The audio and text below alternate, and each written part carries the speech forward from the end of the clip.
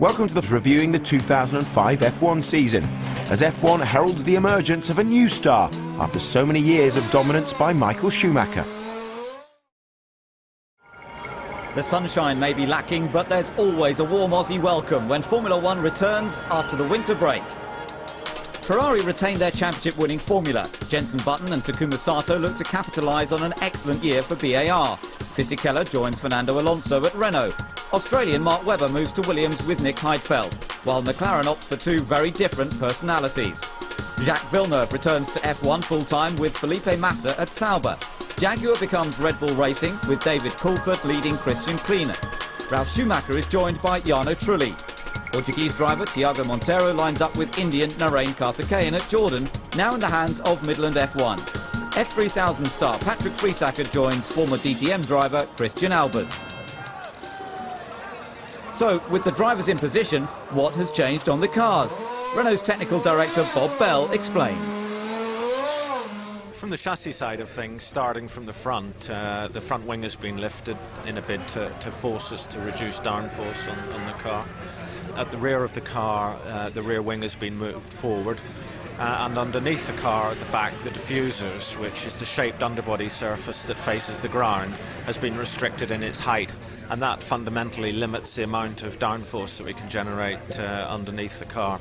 But also in two other, what you might call more sporting regulation changes, where we have now to use single engine for 2 race weekends, and also the fact that now we're having to use a single set of tyres for the race, for qualifying and race. How will the drivers cope with the changes? It certainly will play into the hands of the driver that can look after his tyres. Maybe not push too hard at the start of the race, so you conserve your tyres for the end of the race, and I think that will make for more interesting racing. But if we look at the change in qualifying, where now we have 2 qualifying sessions under slightly different situation, where both qualifyings have the same importance, in other words, the 2 lap times are added together. The first qualifying is as before without fuel, and the second qualifying is as before with fuel. I think the new format is interesting. The aggregate time, I mean, it will mix grids up more. You've got twice as much time to get it wrong. So whether it works on Sunday morning or not, we have to wait and see. But the weather on Saturday morning caused problems for some. Michael Schumacher just managed to make the change from dry to rain tyres before leaving the pits. But the downpour came when he was out, not what's required with aggregate qualifying. Takuma Sato was next to run. Taku, obviously you have to make your best attempt, but you have tomorrow morning as well, so don't take too many risks. That's too late, Chokes, too late. I couldn't do anything. This crash at turn 8 brought the red flag out for the first time this season. Kimi Raikkonen wanted to improve on his time from Saturday, but pushed too hard and ended up 10th overall. A drying track on Saturday helped Giancarlo Fisichella to set the first aggregate pole position. You are on pole by 2.9 seconds. Well, I made a fantastic lap. So, revs around 5,000. Giancarlo, save as much fuel as you can, as slow as you can. It's an excellent start to the season for Renault.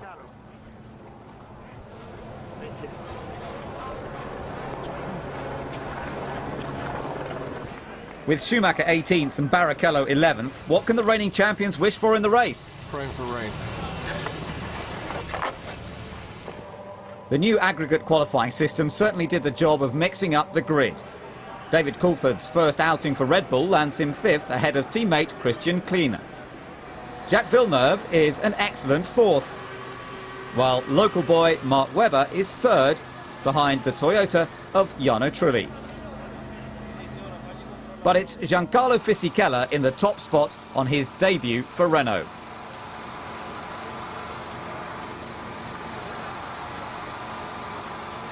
The new season is eagerly anticipated, and as ever the Australian Grand Prix draws in fans and celebrities in their masses. Olympic swimmer Ian Thorpe mingled with singer Danny Minogue, while 80s actress Bo Derek got ready for the action. With only minutes to go, everyone waits to see which of the former teammates will make the best getaway.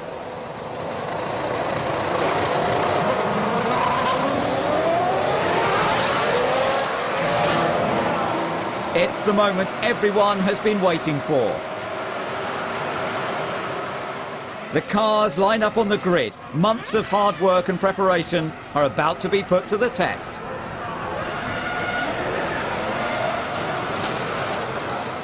But already someone is in trouble. Kimi Räikkönen has stalled, so another formation lap starts without him. The delay is not welcomed by the teams, especially when Ralf Schumacher overdoes it trying to get some heat into his tyres. Räikkönen is still sat on the grid. Sam Michael might have nothing to worry about, but it's all go at McLaren. And it's not over yet. Need to go down there with the starter motor. The clock is ticking for Kimi as the cars are making their way round to the grid for the second time.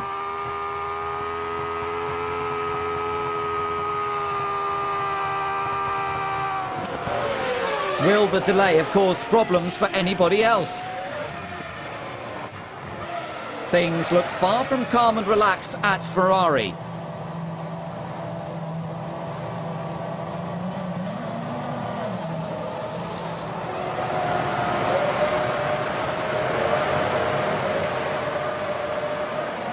Finally, they all get away. Villeneuve struggles to hold off Coulthard, but DC has to be quick on the brakes. Now Jacques is being overwhelmed by the two Williams.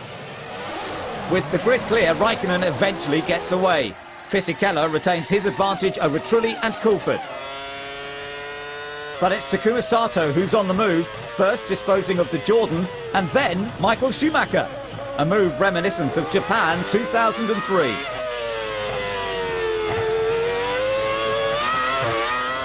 Renault's interest lies further ahead though. Fernando Alonso wants 9th of Jacques Villeneuve, whilst Räikkönen caught up with Schumacher.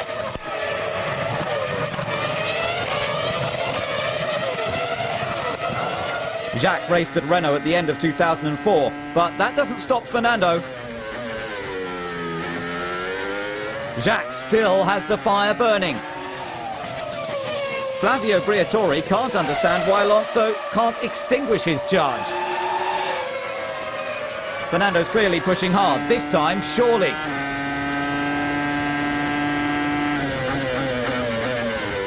At last.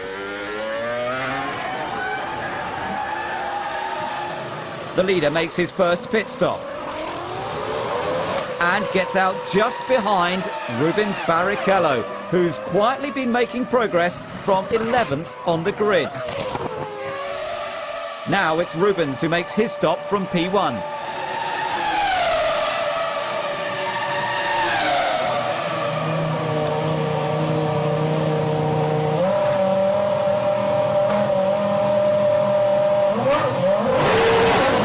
He's gone in a lot less than 60 seconds, to the delight of Nicolas Cage. Giancarlo Fisichella has to get a move on. Giancarlo, you have Coulthard 10 seconds behind you, but he's quicker than you at the moment, mate. He's quicker, so you need the pace up, need the pace up.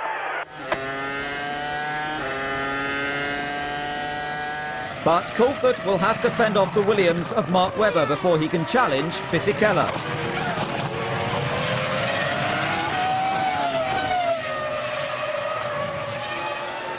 Alonso finds Trulli an easier target and is now up to 6th.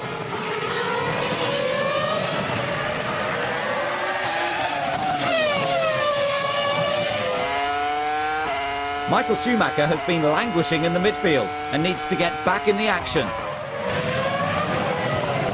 Now he gets into a tangle with Nick Heidfeld, and Ferrari can't believe it.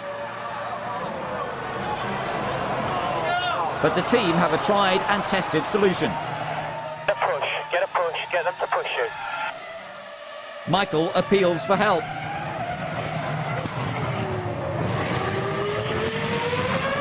While the teams get their stories together.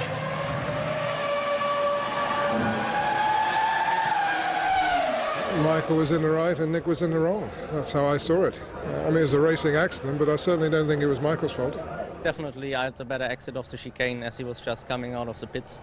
I think I was quite a good move. I was next to him, but he just left me no space, pushed me on the grass, and on the grass the braking obviously isn't that good. Either way, it's game over for Michael, leaving plenty of time for further reflection. I see him in my mirrors in a certain position behind me. I indicate that I don't want him to try and pass me on the inside. He doesn't accept that, he still tries and off he goes. You can't really blame him for trying, neither blame me for not trying to let him go by the inside. It's just one of these races. But it's not a trend Michael will want to cultivate if he is to retain his crown this season. This man wants that title, and he's just made his second pit stop. He rejoins just behind Barrichello, and both have leapfrogged DC and Webber, who's dropped back off his earlier tempo.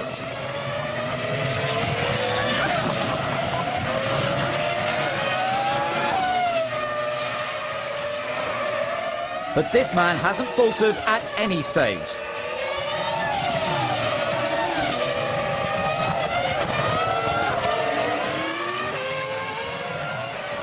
It's been a fantastic debut for Renault. Fisikella's win in Melbourne makes Flavio a very happy man. Bravo, Fisico. Dai. Bravo. Bravo. Well done, mate. Well done. Absolutely perfect race. Well done. Brilliant. That was really good. I'm really happy. Thank you to all of you. A tremendous team effort has paid off over the winter.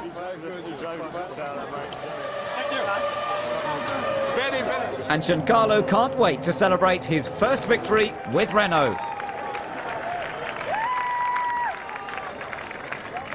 It's a great day for me. It's been a fantastic race. The car was great. It was a very good balance. It's the best start of my career, and to win the first race of the season, it's great. I'm really happy. I like to say thank you to all the mechanics, to all the Renault team.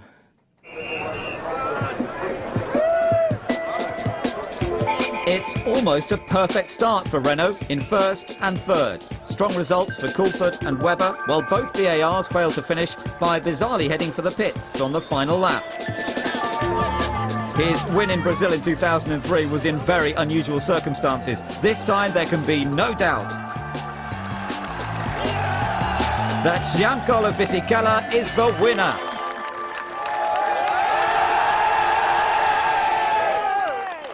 This could be the start of a very different season from those of recent years.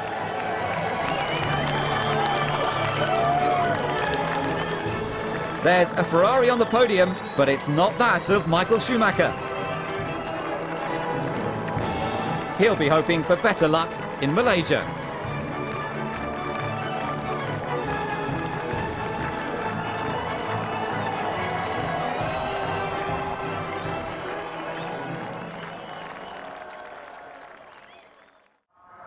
Sepang plays host to round 2 of the Formula 1 World Championship. Points weren't on offer for BAR in Australia, so by failing to finish the race, the team guaranteed new engines in Malaysia without gaining a penalty. As the regulations gave us the opportunity to start with a new engine for this race, then that's bound to be good for us. It's going to be 2 tough races, and I think having the engine being out of phase with most of the other cars should be good for us as well. But by resorting to technicalities in the rules, it suggests their confidence has faded. We're confident. We've got with the engine life at the moment, but clearly given a disappointing weekend for us in Melbourne, then we took the obvious decision for us, which was to start this race with new engines on both cars. No loopholes were required to put Anthony Davidson into the second race seat when Takuma Sato fell ill with a fever. When race day dawned, temperatures rocketed, sending both the crowds and drivers desperately in search of some shade.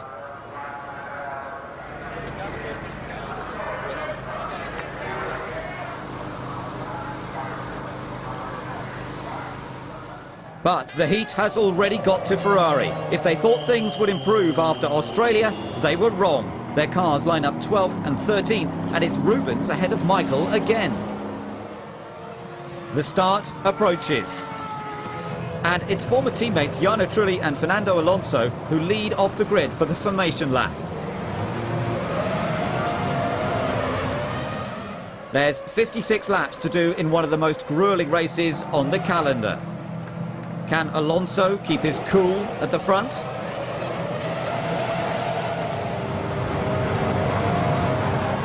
The lights go out and the cars make the most of the wide circuit. Alonso protects his line from Trulli, but Jarno needs to watch Fisichella. Ralf Schumacher tries to steal fourth from Mark Webber.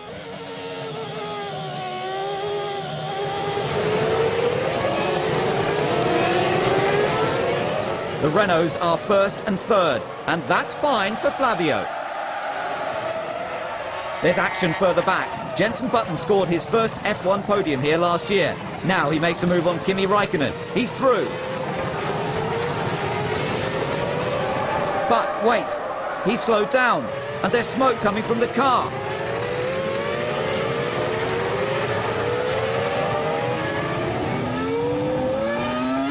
He's slipping right down the order with a rapidly disintegrating engine.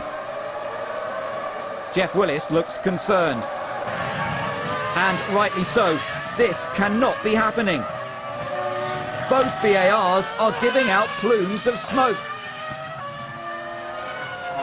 Button pulls off the track. It's all over for this weekend. Now he's joined on the sidelines by his teammate Anthony Davidson, and it's only lap 3.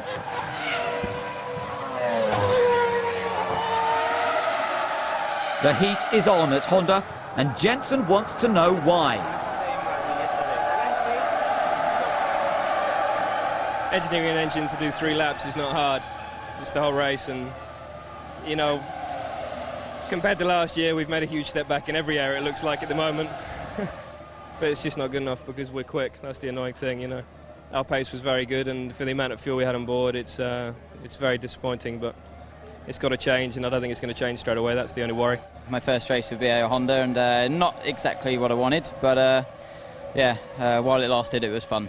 Well, I'm very angry, but there you go. Kimi Raikkonen has very little to smile about either. His right rear tyre is in shreds. He'll have to make a stop for a new one. A tyre valve failure on the outlap following his first pit stop caused the problem, and now he's struggling to get back to the pits.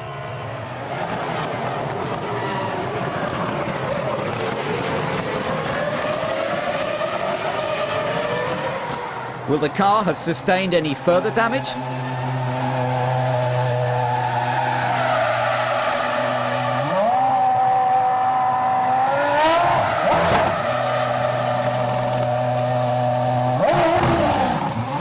He makes his way back on track, but Ron Dennis wants answers.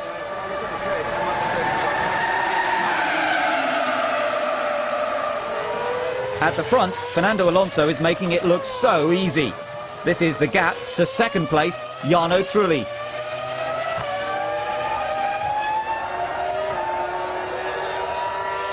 But Fisichella is slipping back.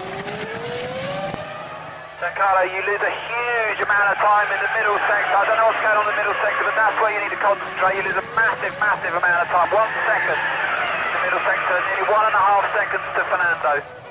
Fisichella has it all to do, but it's all over for Jacques Villeneuve. I lock front wheels all the time, and if I just try to be a little bit more aggressive and push, then I lock the rears, so not sure what to do. Oh, I'm having a hard time with this car. Fisichella has not managed to improve his middle sector. Now he's being caught by Ralf and Webber. Ralf makes his move. Webber goes defensive, but Ralf doesn't budge. And his former team cannot believe it.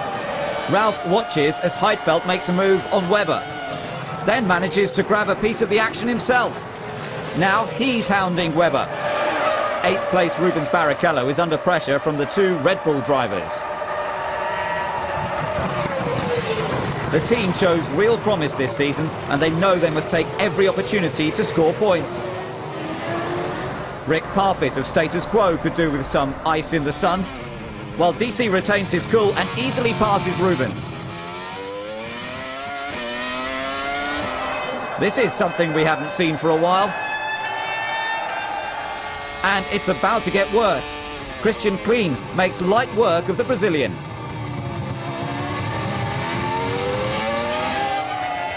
Ralf Schumacher has dropped back, so Fisichella is being plagued by both Williams drivers. And they look fired up for the attack. But technical director Sam Michael doesn't want any silly errors. Heidfeld gets a clear view of his teammate making his way round the Renault, giving the Williams mechanics cause for celebration. But Giancarlo is not done yet. Despite the debris from Kimi's car, he moves left, Webber right, then they both go for the same piece of tarmac. The Sepang circuit is wide, but not that wide, nor is Flavio's smile. The drivers are furious. So what happened? He overtook me before the last corner. Then just after, I overtook him again. I don't know how he was going to repass me again. His tyres were absolutely finished. In the last corner, I went through to the corner, and I saw him coming from the outside. So he come down the inside, so I went back to the braking on the clean line.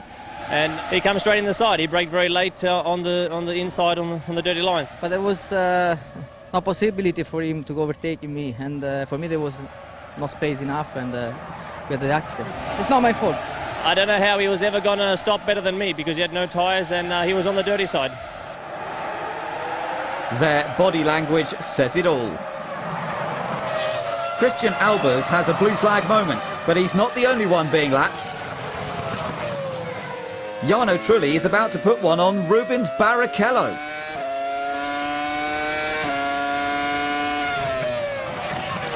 But the Ferrari is not easy to pass.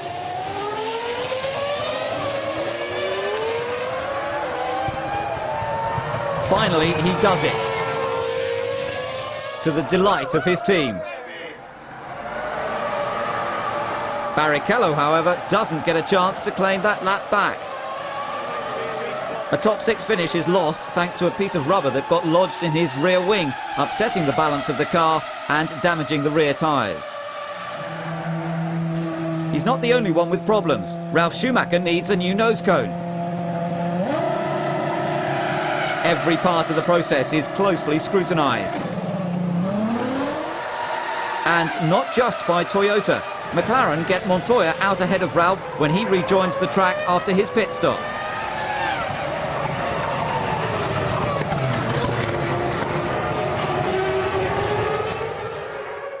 Back at the front, it's Fernando Alonso taking the final few turns towards his first win of the season.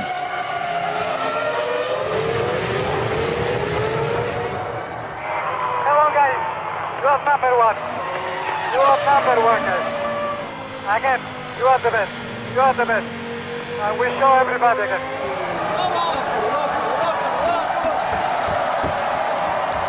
Fantastico, bravo. After 4 years of preparation and 3 years of racing, Toyota finally make the podium thanks to Jarno Trulli. Unbelievably, they are currently second in the Constructors' Championship. It's just like a victory because it's the first podium for Toyota, for those guys which has been working so hard over these days, over the past years. Not great results in the past, and now me and Ralf, we are showing good progress, and it's all about working and being strong. Bernie Eccleston is a man who appreciates hard work and is keen to see it pay off. Yeah, thank you. Super, super. Fisichella did it in Australia, now it's Alonso's turn in Sepang. It's just what the team have been waiting for. Heidfeld gets his second podium finish of his career, having started 10th. Despite his problems, Ralph scored a points finish, while Raikkonen only managed P9 thanks to his tyre woes. It's been a long, hard race, but he did it. Fernando Alonso takes his place at the top. But what has changed so radically this year? This year everything seems different. Renault is always good in any type of the circuits, and I'm totally confident that in Bahrain we will be again the reference. Former reference point Ferrari have taken a fall. Michael only managed 7th ahead of Klein and Raikkonen. It's certain things that have to fit together. They have been fitting very well together in the past, and the others have just done a better job over winter in many areas, and we have to obviously compete on all these areas and improve. But with another 1-2 for Renault, is it already too late? There's always hope. Never mind motorsport, tennis proved dangerous for Juan Pablo Montoya. A fractured shoulder prevented him taking part in Bahrain and allowed McLaren test driver Pedro de la Rosa to take his place. There was no grip. Thursday morning the team confirmed to me that I would be driving alongside Kimi, and what can I say, it's a big opportunity for me. Never expecting this to happen, and here I am. Hey Gordo, don't play tennis, you're not good at it. Ruben's advice to his friend may be a little too late, but he hopes the unveiling of the brand new F2005 is not. Poor results in the first 2 races hastens its arrival, but is it ready for action? We have been sitting in the new car for 80 laps, and Rubens the day before for 95 laps, so there was the only 2 days the race drivers tested the car, but we have done enough mileage and kilometers to be happy to use it here and sorted out all the problems which would have stopped us. There's no real reason not to use this car anymore. I'm just really happy that we have the new car, and I have to be precise to make the setup work, because the car can be, I don't know, half a second faster, and if I make a wrong setup adjustment, that will go away so quickly. So that's my job for the weekend.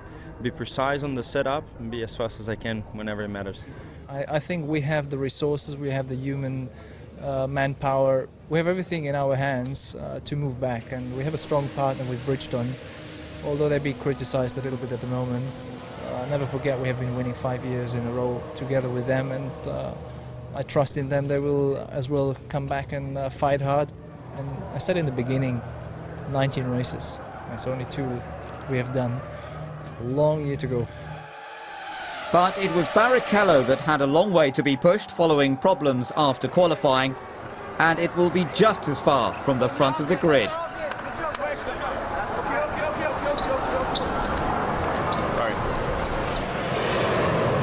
The second Grand Prix in Bahrain witnesses Michael Schumacher's return to form, with P2 on the grid in the new car. But it wasn't enough to beat this man. Hot off the back of his Malaysian win, Fernando Alonso is on pole position. Third is Jarno Trulli for Toyota. He's keen to make sure everything works just fine to keep up the momentum from Malaysia.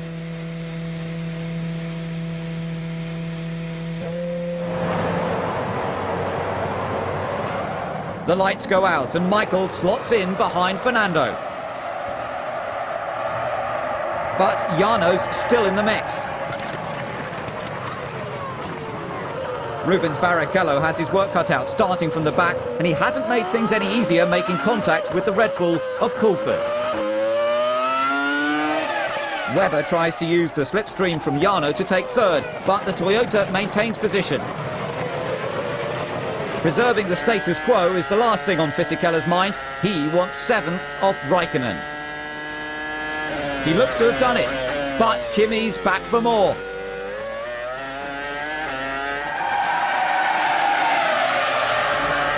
Giancarlo has to be quick on the brakes if he's to avoid the McLaren.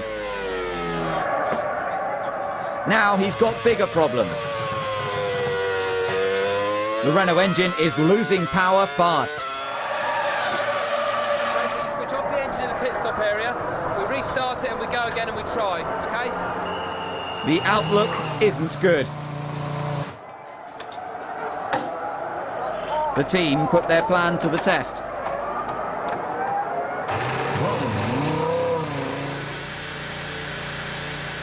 But the message is clear.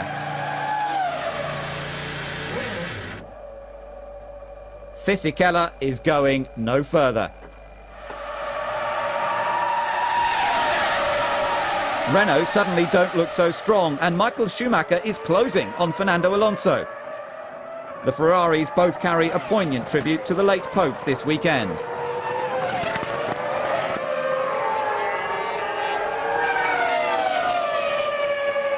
For Renault, it's a tense time. Even Giancarlo looks concerned.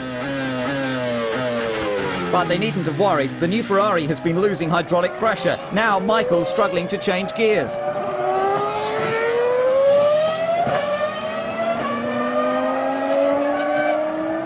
The team knew it was a risk debuting the car early, but they had to do something to close the gap. This time, the gamble didn't pay off. Could hopes for another championship be fading after all?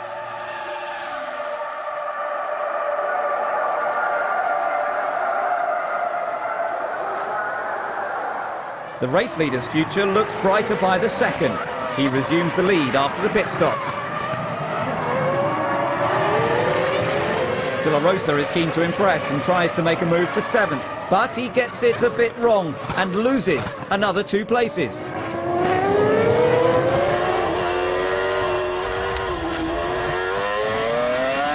Jeff Willis is keeping a close eye on both BARs, who are both suffering brake wear. Takuma Sato's under pressure from Barrichello, but a mistake from the Ferrari eases the situation for now. Michael takes it easy on the pit wall, while Nick Heidfeld is slowing on track with BMW power fading fast. No power, no power.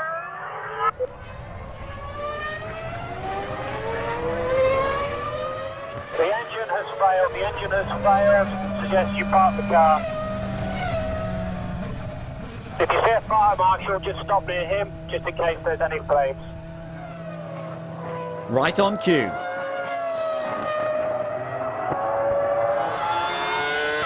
This detour suggests Sato's brakes are diminishing as quickly as the BMW engine.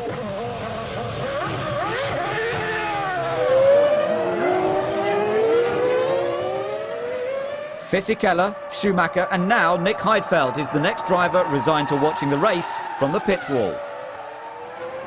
And there could be another thanks to Sato's failing brakes. There may be a shortage of parking spaces at this rate. As if brake issues weren't enough, Jensen has been battling gear shift problems and now has a very feisty De La Rosa on his case. Jensen, I know this isn't easy, but we do need to keep the brakes as cool as we can.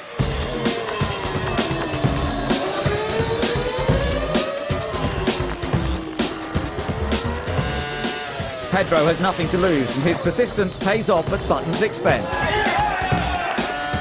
The McLaren now has the Ferrari of Rubens Barrichello in his clutches. But he pushes too hard.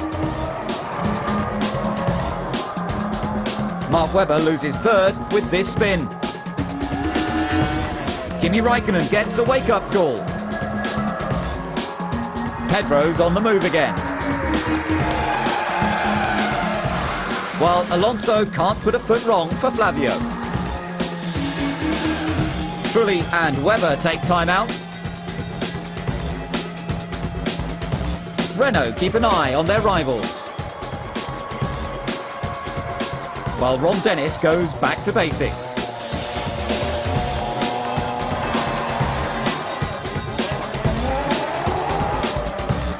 But the fundamentals fail Jensen when he tries to select first gear. He finally gets going, but it's only enough to get him to the end of the pit lane. And he's not impressed.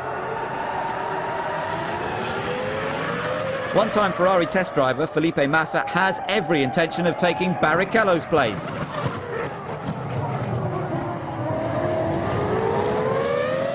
Rubens only managed 4 timed laps before starting the race and had to use Michael's setup, which doesn't complement his driving style.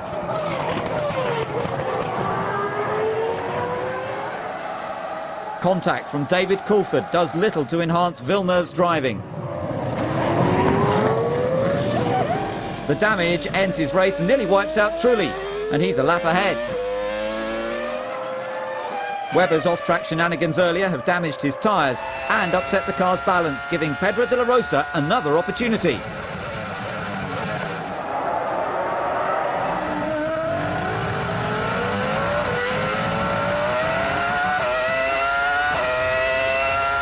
He might just be deputising for Juan Pablo, but there's nothing to lose as he moves up another position. Now that's a rare sight.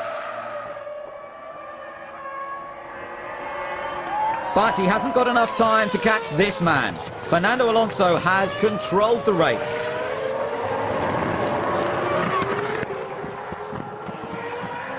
And Flavio seems fairly happy. Fantastico, sei numero uno, bravo. Fernando, fantastico, bravissimo, bravo, bravo, bravo, bravo, bravo. Jarno Trulli takes second place, but the day belongs to Renault.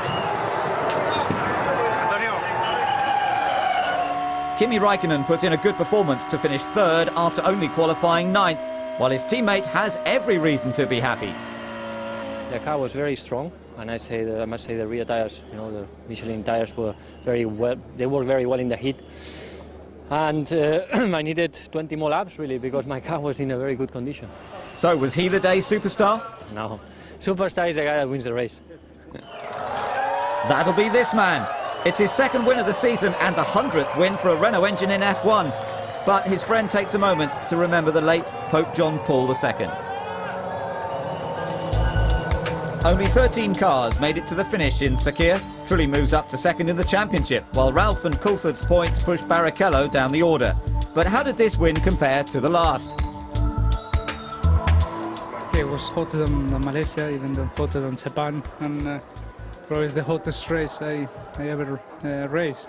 Again, it's the third consecutive race that I have nothing to say, no problems at all, not only in the race, in the whole weekend. And this is something fantastic, and I never had before. So, I'm like a dream. Trulli splits the Renaults in the Drivers' Championship. Coulthard is ahead of both McLarens, but Michael has a lot of catching up to do. McLaren leap up to third. Red Bull are ahead of Ferrari, but something else is needed to lift Jordan, VAR and Minardi out of the doldrums.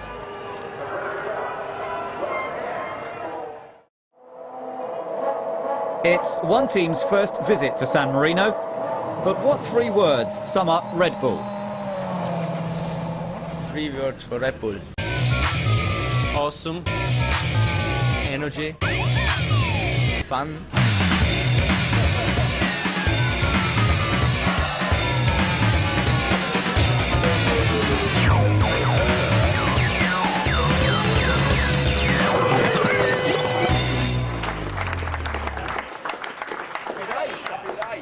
This season they have shown genuine track potential, and with 12 points they have already exceeded the total scored by Jaguar in 2004 and have managed to bring a welcome sense of fun into the paddock. We're totally focused on the job in hand. We want to be competitive. We don't want to just take part, but we want to have some fun along the way, and there's a youthful image to the team, and it's very much sort of work hard, play hard. In a sport that pushes itself to the limit, Red Bull fits in perfectly, and now they have the ultimate in paddock comfort and style in the form of their new motorhome, the Energy Station. Does it have the desired effect? Oh, I can feel the energy. It's a very impressive structure. Obviously, it's here to enhance the way the team functions during the Grand Prix and how it interacts with their guests and the media. So far, I think it's been quite a positive response from the paddock, because it's certainly the biggest structure that we have here. Italian Vitantonio Liuzzi steps up from Friday testing for this weekend. It's a dream I'm living at the moment, because when I stepped into the paddock, I started seeing, the Ferrari, the other motorhome was really similar to last year. And now that I saw this huge building, and I started laughing myself, because it was amazing. They did something incredible. I think you can see from the back that is unbelievable what they built it. And you can see in my face how happy am I about everything, because this will be my first race in a nice atmosphere and in something incredible here. Although the rule on Friday testers has been changed to accommodate Christian Klein, no driver is happy to sit on the sidelines. For sure, it's a bit disappointing, but we knew it in the beginning of the year that me and Tony will share the cockpit for this year. It was just that my first 3 races were really, really good, and I thought I can continue racing for Red Bull. But that's the decision now, and I'm doing the third car on a Friday, so I try to do a good job there and help the team as good as I can. How successful has the new approach been in producing race results?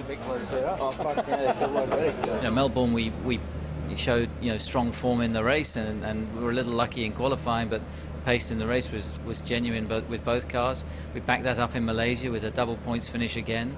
Bahrain, Christian qualified very well, was unfortunate not to take the start. David raced well to take a point, so we've scored points in every race. DC spent 9 years at McLaren in a very different environment. How's he fitting in at Red Bull? They have a bigger facility in their factory back at base, and they have an engine manufacturer who also owns part of the team. So the structure is a little bit different in terms of operating a Grand Prix team and functioning professionally. There isn't such a big difference. Our expectations are high. We've already exceeded the point score of the previous Team Jaguar from last year, and we're looking ahead. Michael Schumacher needs to keep his eye on the ball. This mistake in qualifying leaves him in the unlucky position of being 13th for Ferrari's home Grand Prix. McLaren test driver Alex Wurz deputises for Montoya this weekend and lines up 7th. Pole position belongs to teammate Kimi Räikkönen. Alonso is gunning for his 3rd consecutive win from 2nd, and Jensen gets back on track to line up 3rd.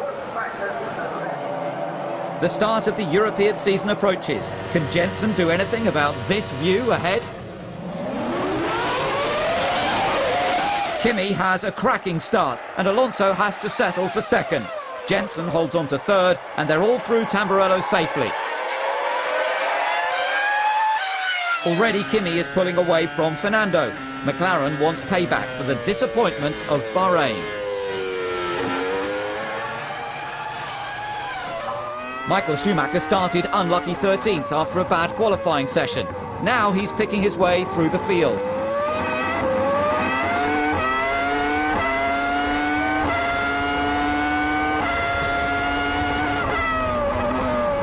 A small error is all the welcome he needs. Up front, Räikkönen leads Alonso, Button, Trulli, Webber, Sato and Wurz. Fisichella started 2005 so well with the win in Melbourne, but nothing has gone right since then.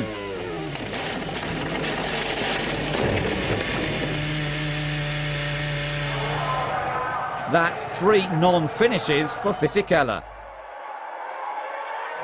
I don't know what happened at the moment, but soon we'll know, I think.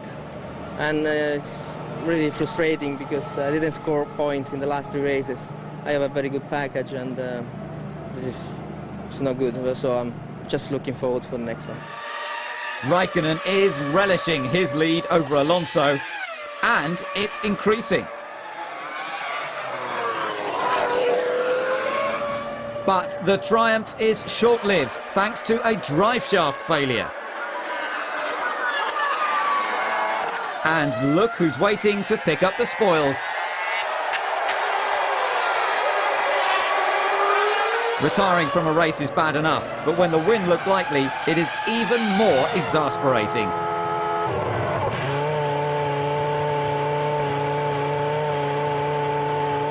We've had some long-range component failure on the drive shafts in testing, but this was a new component and was well within its lifespan, so it's frustrating. Felipe Massa is hot on the heels of David Coulthard in the battle for 13th. But with brake fade, that move was never going to work. The BAR garage is glued to the monitors. Their feisty driver Takuma Sato's giving Mark Webber some serious hassle.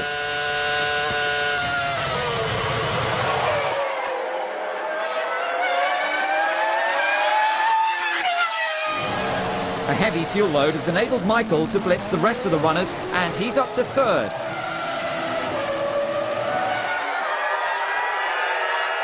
Always a popular move in front of the Tifosi.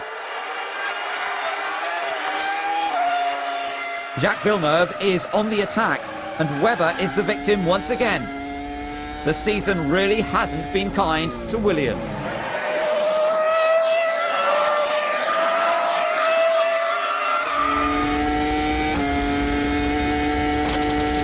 Brake fade or brain fade. That's the second run in between these two this afternoon, and Felipe's not happy. The race leader pits, but if he thought with Raikkonen out of the way he could relax to the finish, then he was very, very wrong. Never discount the Ferrari of Michael Schumacher.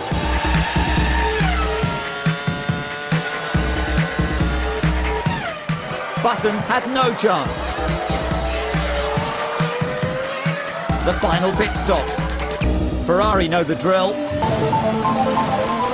Where will Michael emerge? Alonso retains his lead, but can he keep it? Michael keeps pushing. The tension is almost unbearable. Alonso holds him off to win on Ferrari home turf.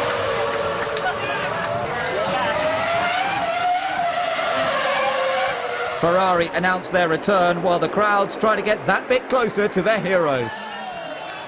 Fernando stakes his claim as the new champion in waiting. Wirtz's fourth place is some consolation for McLaren. Sato and Villeneuve score for the first time this season, and a double points finish helps Toyota stay second in the Constructors. It may have been some time, but at least Michael and Jensen haven't forgotten what to do on the podium.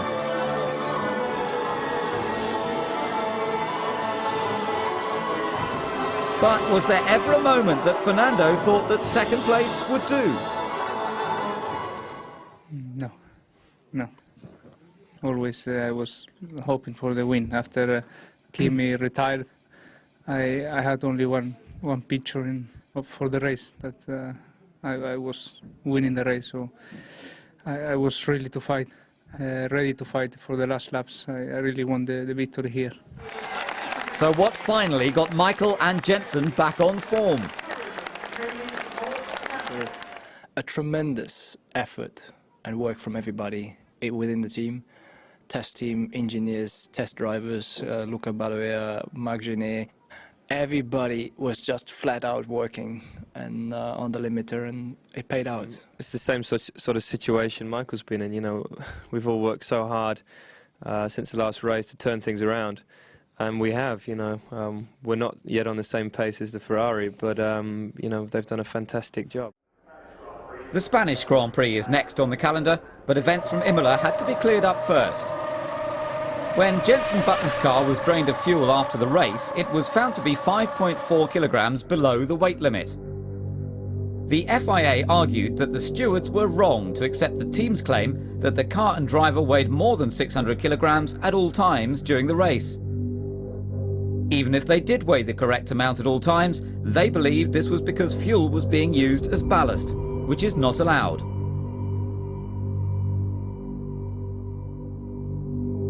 Button's third place was under threat when the FIA launched an appeal against the decision taken by the FIA-appointed stewards after the race. I would like to declare the hearing concerning car number 3, Lucky Strike Bar Honda, formally open from this moment. We have a culture, strong culture of safety and responsibility and integrity, and at no time would I willingly allow the team to do anything, to my knowledge, that was illegal, and I have made this clear on many times internally in technical meetings in the team. The decision will be ready for both parties tomorrow. Thank you very much. I declare the hearing closed. The hearing was over, but it marked the start of a long wait for the team. Preparations for the weekend continued as normal, but the tension was clearly visible.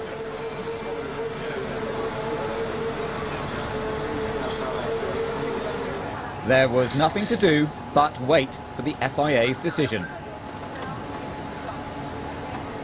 and the world's media was ready when it arrived. Afternoon, and the world is just about to learn about the result of the appeal.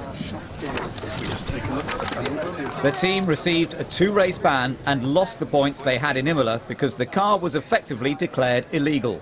The FIA won its appeal against its own stewards. We pumped the fuel out and were told that's it, there's no more fuel. We then had a better look and found another 15 litres in the car. And when that was pumped out, the car was underweight. Well, that was open and shut, 594.6 kilos without the fuel, and that is an illegal car, there's no escape. Tyrrell got thrown out in '96 because we lost all of the water out of the Yamaha engine and we were a kilo below the weight limit, and it was illegal. And that's that. BAR Honda Chief Executive Nick Fry sought to clear the team's reputation. I don't think there's any issue with the collector tank in the BAR, what they've done with it. It's the fact they're using fuel as ballast, and it's clear that you're not allowed to do. After extensive legal advice, the team decided there was nothing they could do to race this weekend. In the interest of the sport, they chose to limit disruption, pack up and make their return at the Nürburgring.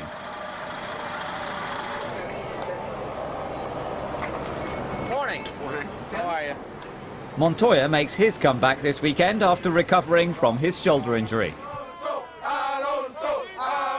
For the fans, the Spanish Grand Prix means only one thing: Fernando Alonso. Interest in F1 has rocketed thanks to him, and even King Juan Carlos makes time to wish him luck.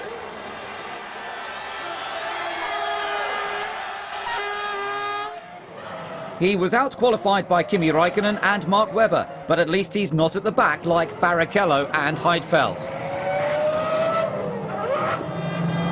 Can the Williams get a good start and keep the Spaniard at bay? It's a nail-biting time for the teams. But Flavio needn't have worried. The Renault is one of the quickest cars off the grid. Coulthard qualified 9th and takes advantage of a slow-starting Montoya. Juan Pablo comes back at him, but Coulthard's pride is at stake and he's not backing down easily.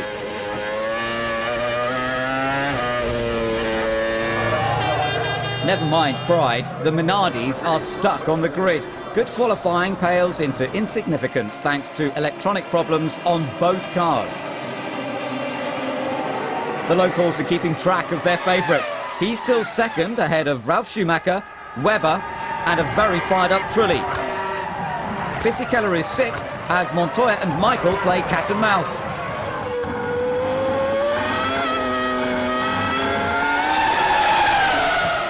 Trulli pits from 3rd. Toyota have had a strong start to the season and a quick stop could get Jarno out ahead of his teammate. But there's a problem with the fuel ring. It makes for an eye-catching sight. The rig got stuck, some fuel escaped and ignited on contact with the car.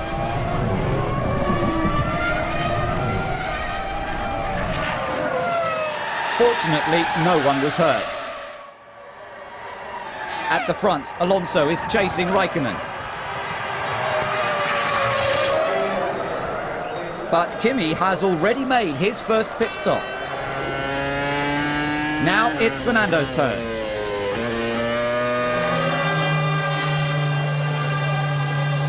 He won't be able to do much about the gap to the McLaren.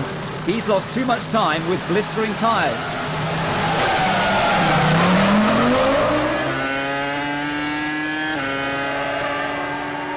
But at least he exits the pit lane second, well ahead of Trulli, who did manage to leapfrog his teammate despite his refuelling nightmare.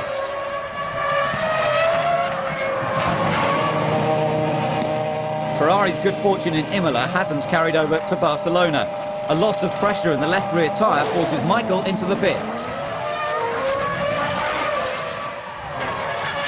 But their troubles continue just a few laps later. He suffers a similar problem on the left front tyre.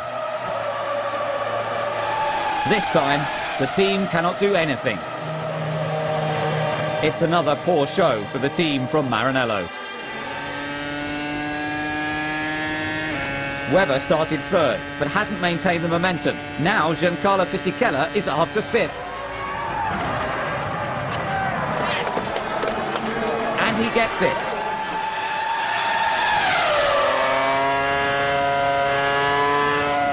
It was a worthy attempt, but Alonso couldn't catch Raikkonen. While the congratulations take place on the McLaren pit wall, the crowd's only interested in one man. Kimi Raikkonen lays to rest his Imola demons, while his boss puts his feelings on the line. I'm a very bad loser, and for days after Imola, I had pain. It was really a tough race to lose, and the best emotion of all is that I can wake up tomorrow morning along with all the other people in the team who have similar levels of pain and say, okay, we've done it, and it'll put us in the best possible frame of mind for Monte Carlo.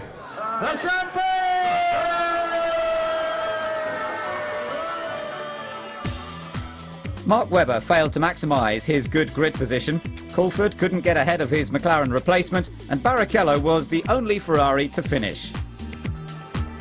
But from the celebrations at Toyota, you'd think they had won the race.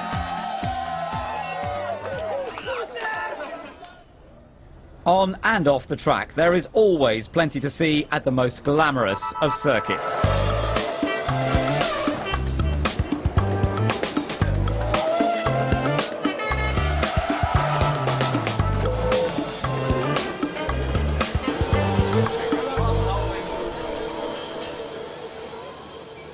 The Riviera setting may look chilled and relaxed, but the tricky street circuit caught several drivers out. Christian Albers cut short his practice session after making contact with the barrier at turn 3. The red flag was brought out in Saturday's second practice after a controversial incident involving 4 cars. There were several versions of what happened, but it was Juan Pablo who took the penalty.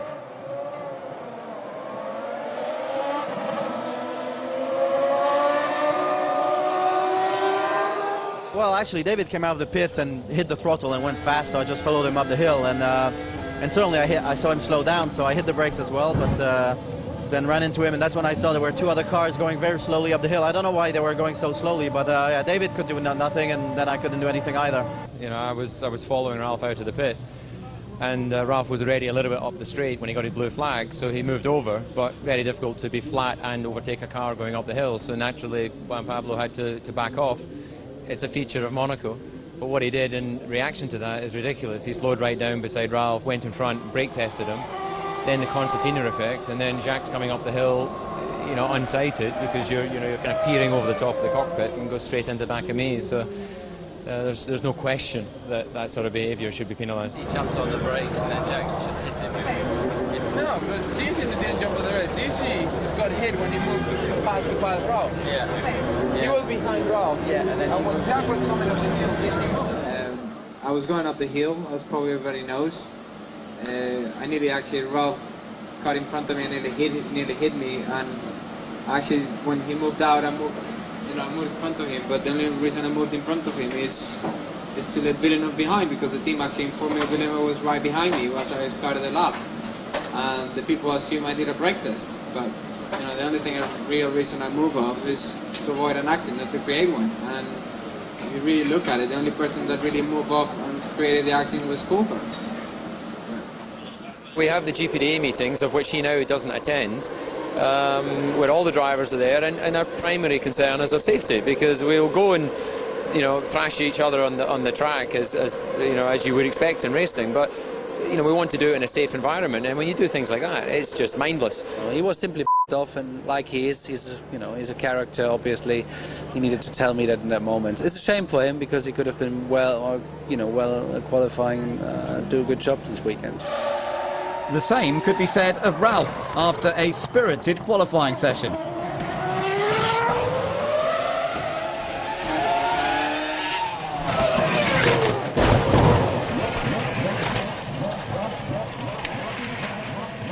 I always had a bit of understeer there, so that's why I at this time decided to turn in a little bit sharper.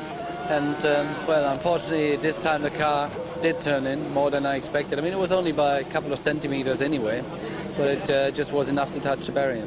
I mean, it was obviously not very nice. Could have done something else on a Saturday afternoon, but that's the way it is.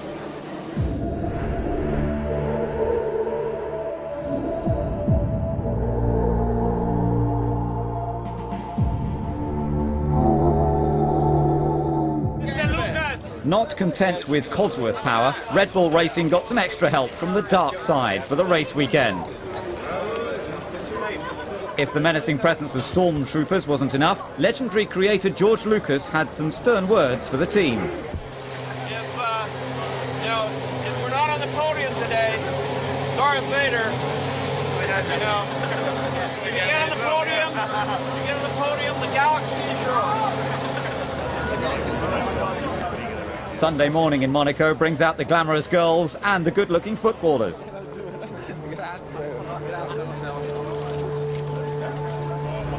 And even a few old faces return to wish old friends the best. In Monaco, the sunshine brings a smile to everyone's face. Particularly for McLaren, with a diamond-encrusted helmet for poleman Raikkonen.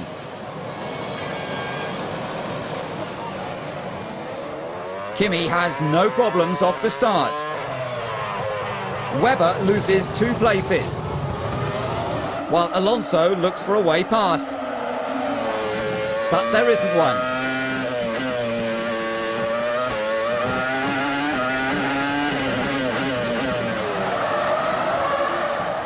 Coulthard is 7th. But he slows. And Schumacher smacks into the back of him. A sideways moment at Mirabeau for Albers creates quite a traffic jam.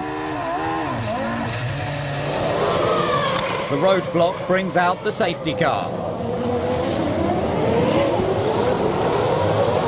While Coulthard is left to explain what force took him out. Kimi still leads after the restart, but now he has to pit.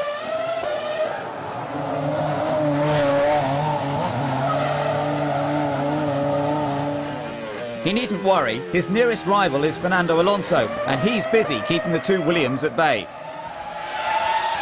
Michael's pit stop leaves him stuck behind the Red Bull of Liuzzi. But it will take a stronger power than that to hold Michael back. Allying with the dark side has not been successful. Now Liuzzi crashes into the barrier. Montoya was deemed responsible for the crash on Friday and started 16th.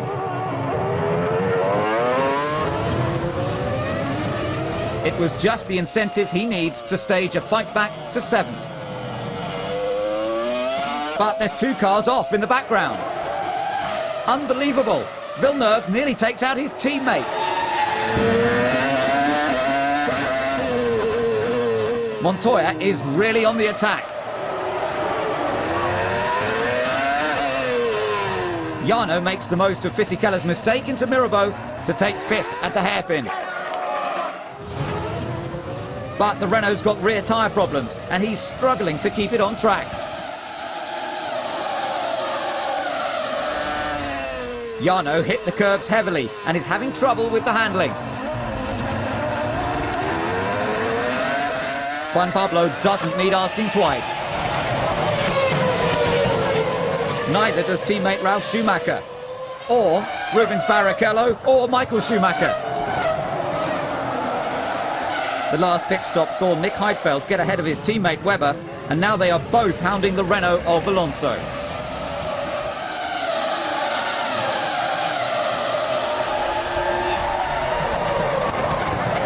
It's a brilliant move from Heidfeld for 2nd. There's nothing Renault can do. Now Webber's going for it. It was a valiant effort, but with 10 laps remaining, Webber is up to 3rd.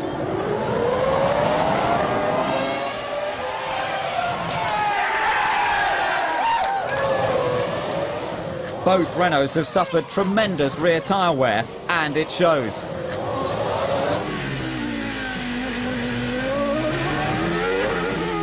There's quite a queue behind Fernando.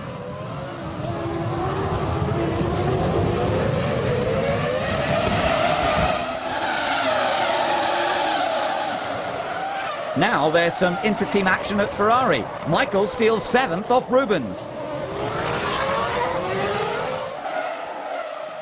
But they're miles off this man. Kimi Räikkönen takes his 2nd consecutive win.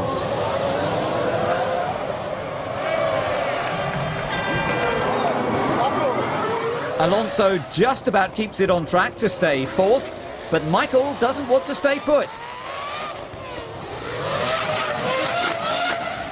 He wins himself no fans, trying to sneak past his brother for 6th.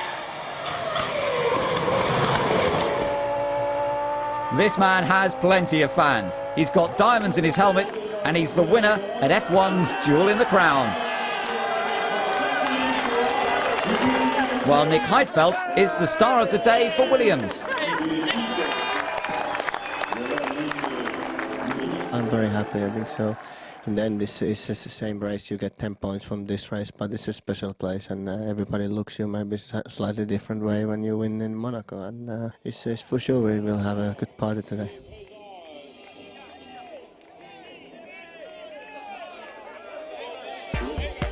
It's Nick Heidfeld's best ever Formula One finish and Webber's first time on the podium.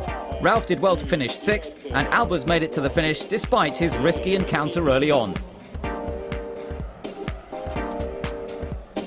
Räikkönen edges closer to Alonso, while the two Williams are ahead of some pretty big names.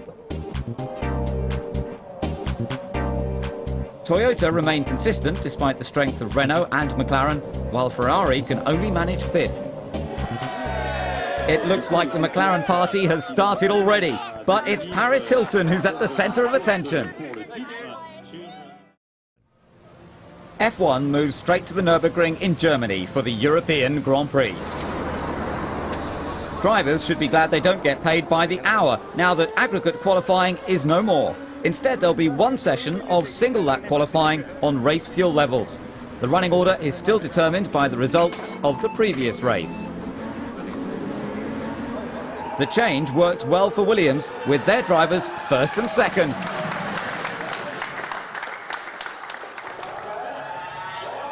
Until Kimi Räikkönen came out. But he couldn't beat them both. It is special. It's definitely fantastic having my first pole position in Formula One, but to see on my home Grand Prix at Nürburgring is even more outstanding. But to be honest, I think I didn't yet realize, because I didn't expect to be there. I thought probably we could go on the 2nd row. BAR returned to the grid after their 2-race suspension, but Jenson Button could only manage 13th and his teammate 16th. Toyota have got problems firing up Trulli's engine, and the mechanics are still on the grid with 15 seconds to go. The engine noises are rising and the formation lap gets underway.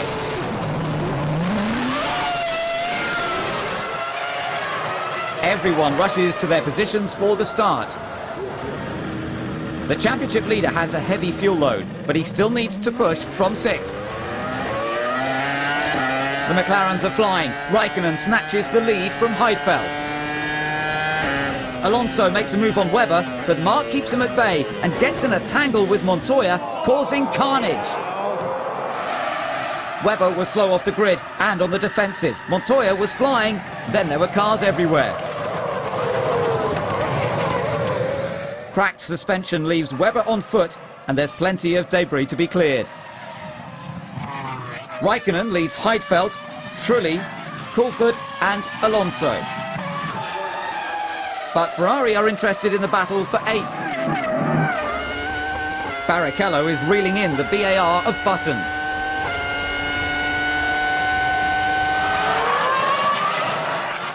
A little mistake and Jenson's right back at him. And Juan Pablo is waiting in the wings. Neither driver gives up.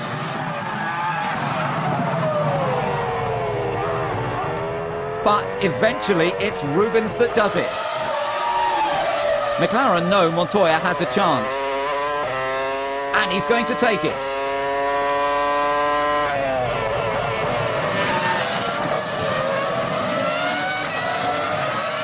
Schumacher's Ferrari is lurking in the background, but squabbling over 10th is far from where Ferrari want to be. BAR looked quick in testing, but not so this weekend.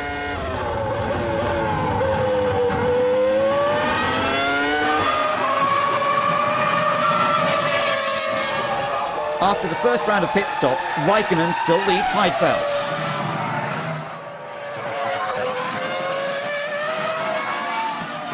The gap looks small, but the Williams is 3 stopping. Alonso isn't too far behind thanks to a long first stint. But Raikkonen seems to be in trouble. He runs wide and loses the lead to Heidfeld.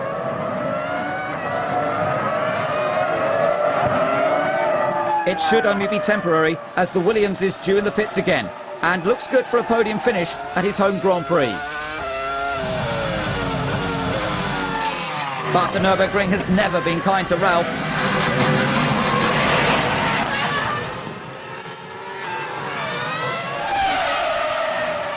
Renault sense problems at McLaren and tell Alonso to pick up the pace.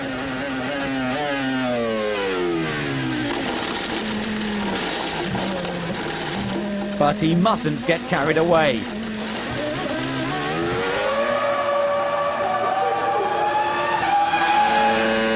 He makes his final stop from the lead. But he soon has to hand it back to Kimi. McLaren look to have it in the bag.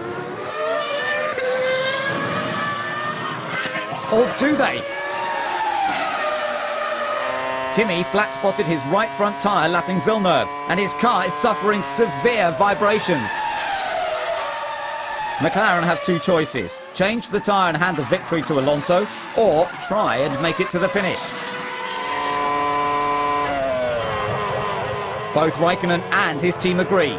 They want this win. But so does Alonso. Kimi can see the problem with his tyre, but it's the final lap. Can it just hold on?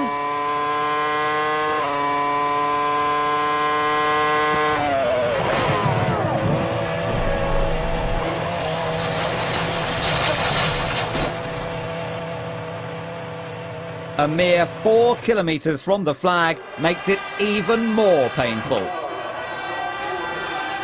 The high levels of vibration damaged his suspension, and he narrowly missed Button. He was lucky not to sustain any injuries. As Kimi walks away from the wreckage, Fernando Alonso wins his 4th race of the year, thanks to strategy and a whole lot of luck.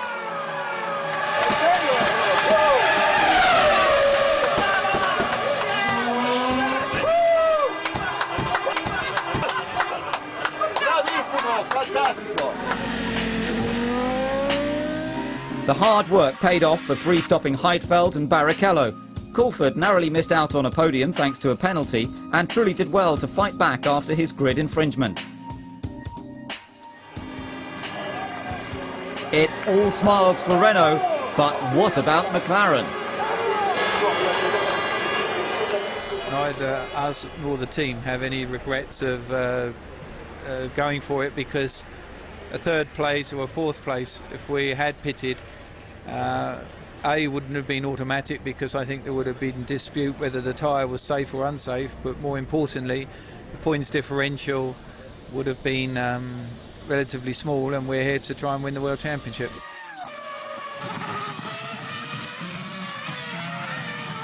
But championships can easily be lost in this way. While McLaren take every risk possible, it looks increasingly like this man could beat them to it. A short break from Europe brings F1 to Canada, a country synonymous with the name Villeneuve. With racing in his blood, Jack was always going to make headlines. The 1995 IndyCar Championship winner became one of only 4 drivers to take pole position on their F1 debut. 1997 saw him take 10 pole positions and 7 race wins en route to the championship. And of course there was that infamous showdown with Michael Schumacher in Jerez. He's now back full-time. So how has the sport changed over the years? Some characters have gone from the paddock, which is always sad. But it looks like it's become a little bit more human in the last 2 or 3 years, much more relaxed, and people talk more openly, so that's a nice side. And this year the racing seems to be better, so that's great. But after achieving so much, so young, what pushes him these days? Well, the aims are to get back there, of course, but you also have to be realistic and know what is possible, and right now we're not in a position to fight at the front. Montreal has not been kind to Jacques with only 3 finishes in 9 years. Is there greater pressure as it's his home race? There's always a lot of pressure, of course, because this is my home race. But right now we don't have a competitive car, so there's very little we can do, and we know it from before the weekend, so the pressure is very low. After 8 non-finishes, Jacques made his shock departure from BAR in 2003, before the last race in Japan. 2004 looked pretty bleak. But Renault threw him a lifeline, taking Jarno Trulli's seat for the last 3 races. Oh, it was great. You know, it's much better to drive the race cars and race than to watch it on TV. Sauber signed him up on a 2-year contract from 2005, and in Imola the hard work paid off as he scored his first points for the team. It felt great because it was a fun race. It was a strong race from us. The qualifying was okay, and then the race was really strong, so it was a great feeling. But what about this weekend? Could anything make life easier? It would be nice to have a little bit of rain for once, because when you're running at the back of the grid, then rain cannot make it worse for you. It can only make it better. The rain did not arrive for qualifying, but P8 wasn't a bad effort considering only the top runners lie ahead of him. What would Sunday bring? Race day brought the usual hustle and bustle of famous faces to the grid. Jenson Button's qualifying time puts him just ahead of Michael Schumacher and Fernando Alonso. Rubens Barrichello starts from the pit lane following a gearbox problem on Saturday.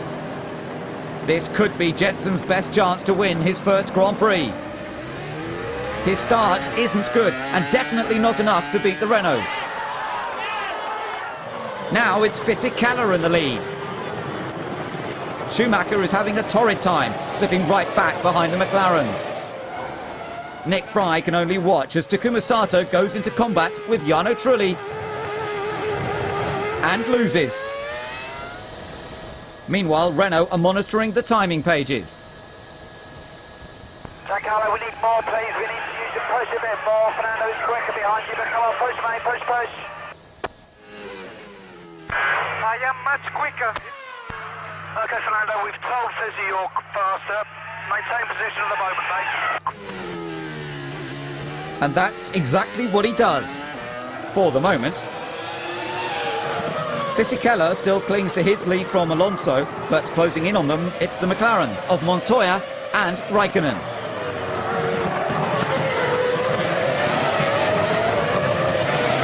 Backmarkers are playing their part.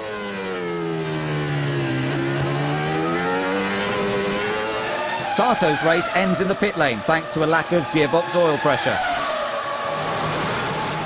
While Fisichella makes a good stop from the lead.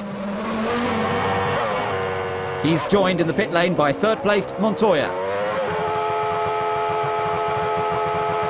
Juan Pablo gets the green light to go and charges after the Renault.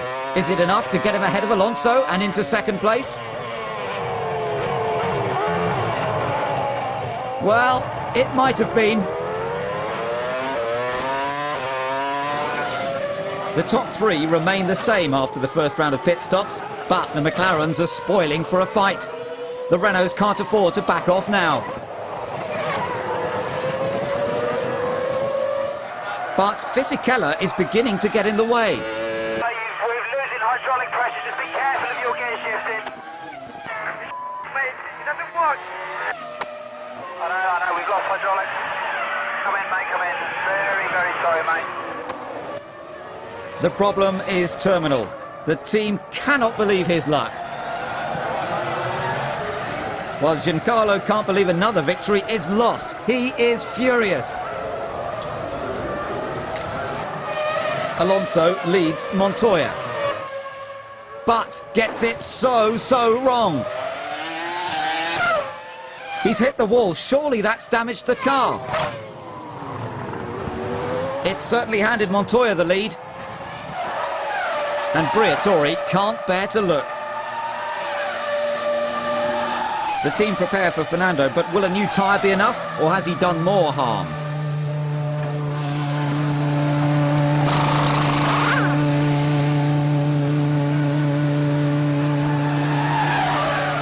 It's no good. His suspension is broken. Game over.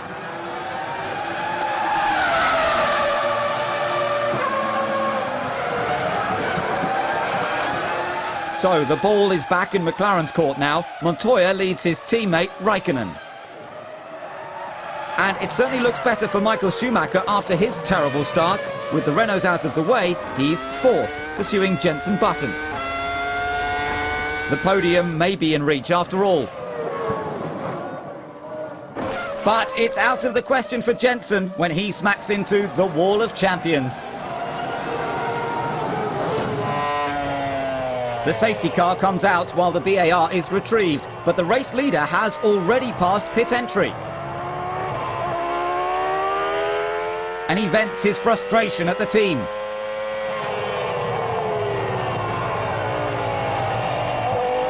He'll have to do a complete lap before stopping.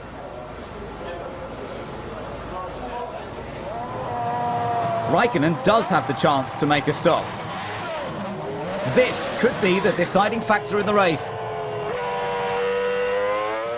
Now Montoya comes in, while Button's car is cleared from the track. Juan Pablo's very keen to make up some ground, but he'll have to wait for the pack to pass. A red light does mean stop, but he's not interested. He's straight on the gas. That's just not allowed. He gets the black flag and is disqualified from the race. The crowd loses the chance to see a trademark storm through the field by Montoya. Day. Montoya had better collect his thoughts. It looks like Ron wants a word.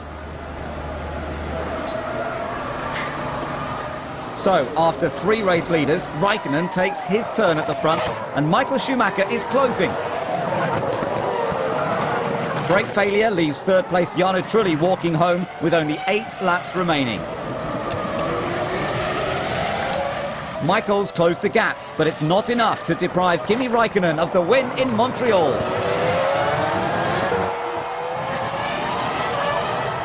He kept his cool and watched as his challengers fell by the wayside, ensuring McLaren take a step closer to Renault in the Constructors' Championship. But Felipe Massa isn't quite done yet.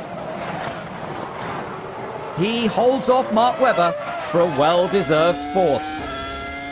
And he's delighted.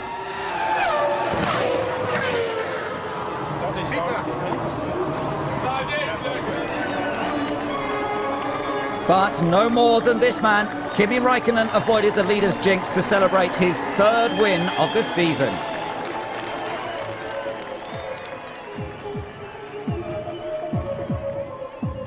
There was a high rate of attrition in Montreal. Rubens produced a storming drive to 3rd after starting in the pit lane. Ralph finished 6th ahead of the 2 Red Bull cars and local favourite, Jacques Villeneuve. But what about the Renaults? 2 totally different problems. A very rare hydraulic failure on Giancarlo's car and a trivial part, an O-ring, you know, a 2-cent O-ring that failed. Fernando, pushing hard, made a mistake. I don't want to criticise Fernando for what happened. He's driven some great races, he's a strong driver, he'll never give up, and he makes very few mistakes, so let's not criticise the odd one that happens. And Montoya's misdemeanour? really have to leave the driver to determine whether it's red or not, and he missed it.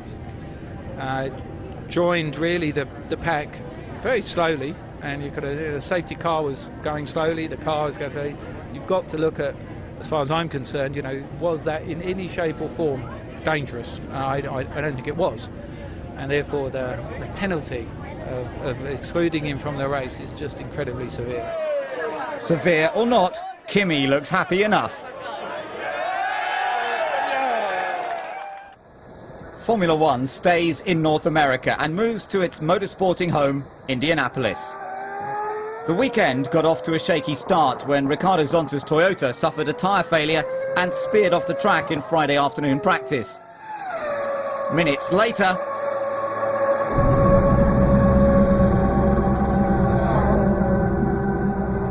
teammate Ralf Schumacher slammed into the wall at turn 13 due to another left-hand rear tyre failure. The incident was almost identical to the one he had last year that kept him out for 6 races. Unbelievably, he walked away from the wreckage unharmed, which is more than can be said for his car. It looked as though the incidents were not due to driver error. There had been an unexplained drop in pressure on the Michelin tyres. Could they withstand the pressure, particularly through the recently resurfaced famous banked oval, the fastest part of the track?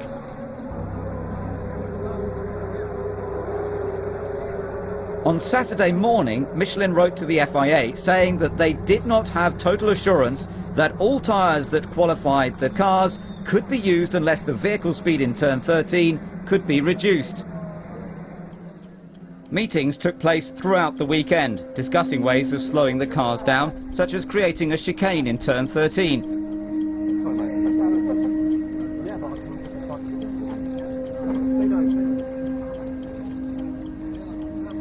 Hi Jensen, are you driving this afternoon? Time is ticking by, and no such undertaking has been received to resolve the problem in turn 13.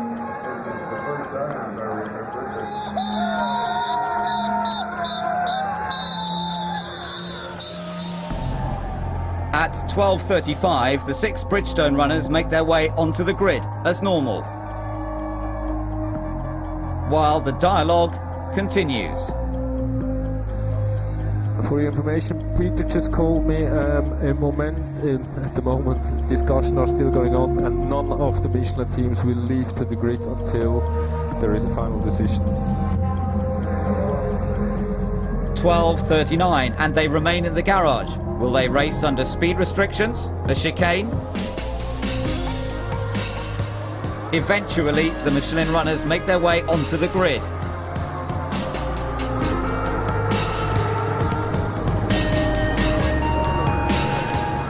Bridgestone opted for a more conservative tyre, knowing that the high-speed sections of the circuit can cause high tyre wear.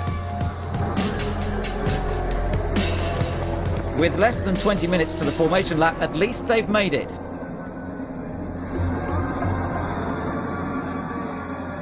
And with 73 laps ahead, the tension is mounting.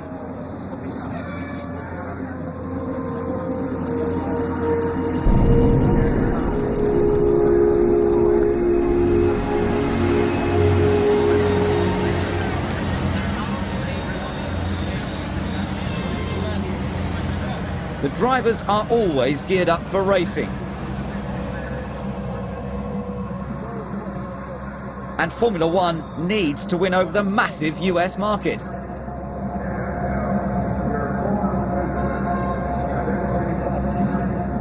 (12:56), and it looks like the decision has been made.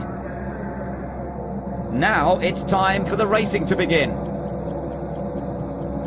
Toyota's first pole position comes courtesy of Trulli. With Raikkonen next to him, there could be quite an interesting outcome.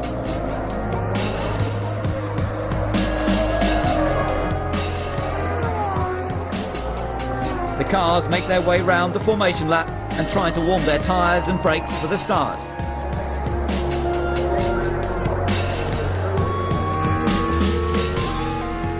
But no! Schumacher continues round, but Alonso's taken to the pit lane. All the Michelin runners are going back to their garages.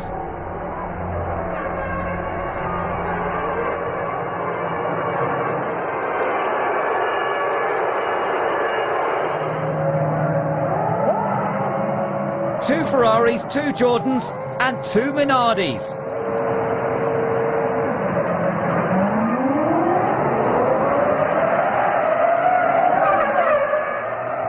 Barrichello makes a move on his teammate, while Albers is up to 4th behind Montero.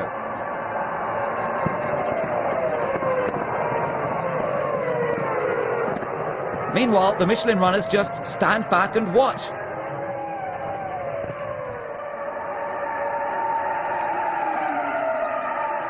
It's a disappointing conclusion. Regrettably, the Michelin teams could not participate in the race.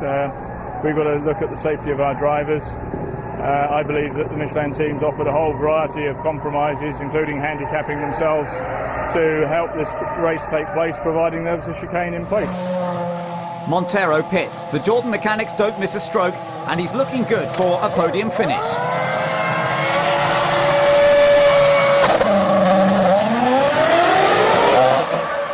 It should be a good haul of points for Minardi as well. Christian Albers is 5th, ahead of his teammate Patrick Friesacker.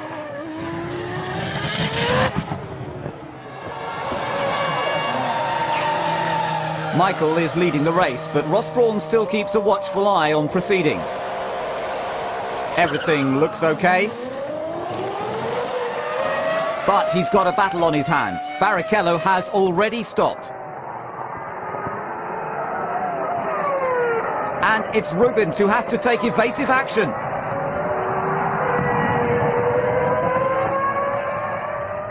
Tomorrow's headlines will be bad enough without the Ferraris taking each other out. Now there's debris on the track, and it hasn't come from the cars.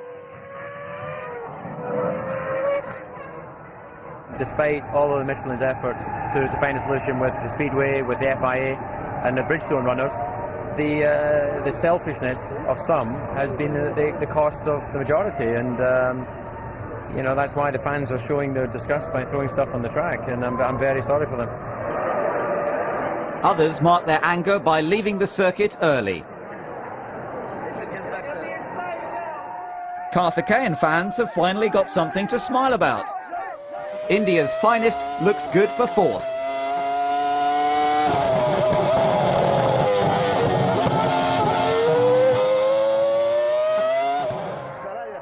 Flavio livens things up and makes an early prediction for the result. I showed me first, Barrichello said, you want to bet?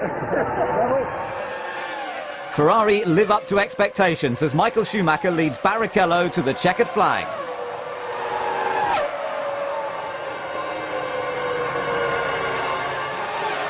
Followed by the two Jordans.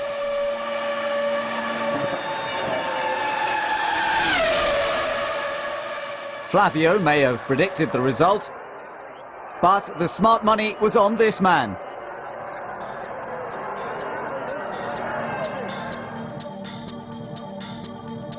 All 6 cars finished. It's Michael's first win of the year. Montero takes the first Portuguese podium in F1, while Karthikeyan scores the first points for an Indian driver. But what about Ferrari's standpoint? I tell you one story, not so long ago. In Monza, we had the death of a marshal, and all of us drivers agreed we would want, for the first 2 chicanes, yellow flags. And there was no less than 2 or 3 team owners which told their drivers, you would not respect the yellow flag. Just ignore what you have maybe said or not said. We want you to race, and we force you to race. And it's the same people that have been today on the other side. So Formula 1 is a tough business. We're working very hard, and as I mentioned before, we have had a tire which is quicker. We didn't use that because of we knew what is going to face us here. I'm not saying that the others purposely choose something wrong, but whatever it is their problem, not our problem. And I don't think you can ask the people who are not responsible for to take the responsibility. Michael leaps right up to third thanks to the tyre debacle. Montero makes a giant step up with his podium result. Ferrari are back on equal terms with McLaren. Minardi and Jordan score some much-needed points, leaving only BAR on the starting blocks. The return to Europe allowed for some clarification of recent events. The fact is that if you're the sporting body, you must follow the rules and you mustn't do anything that could put the whole of your organisation, the International Federation, in jeopardy because you failed to follow your own procedures, change the circuit, something goes wrong, American judge wouldn't listen to the teams wanted to chicane. He'd say, Mr. Mosley, you're in charge, you should not have allowed it to happen. Well, we didn't allow it to happen and we all know the consequences, but it is unfortunate. Michelin announced their intention to refund those fans who attended the US Grand Prix and that they would purchase 20,000 tickets to give away free for next year's event. With this news in mind, the paddock was keen to get back on with the business of racing. But racing was looking increasingly difficult for McLaren. Kimi suffered an engine failure in Friday practice. His third fastest time becomes 13th after a penalty. Alonso may have had a bit of trouble with the turnstiles, but he had much better luck on track to take his third pole position of the season.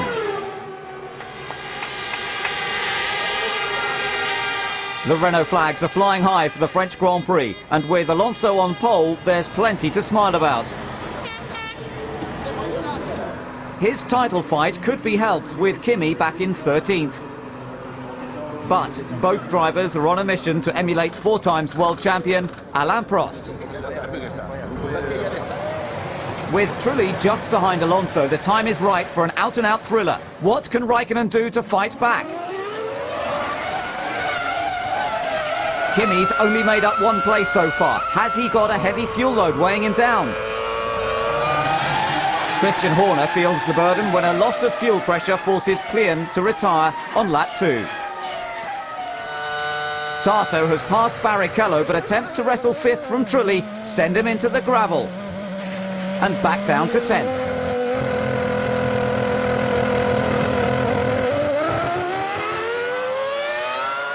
Alonso doesn't have to worry about cars in front. There aren't any. As his fuel load burns off, Kimi finally starts to make progress through the field. Eventually the McLaren pits. He's second, thanks to a long first stint. While teammate Montoya is being hassled by his old adversary, Michael Schumacher, for 3rd place. Raikkonen's 2-stop strategy leaves him second after the pit stops. Without the penalty, he could have been leading the race. But that position is already occupied by Fernando. This is his 2nd stop, and with 30 seconds to spare, he should maintain his edge over Kimi.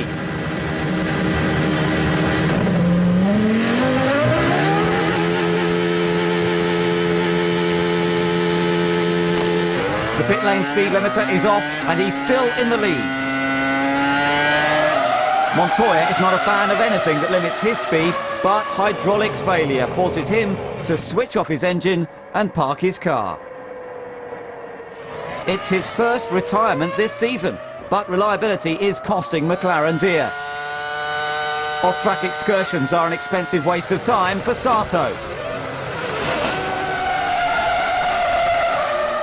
Fisichella pits for the 3rd and final time. He's had a tough race thanks to a fuel rig problem and a loss of downforce. Now his engine has cut out. Unbelievable. He'll drop right back.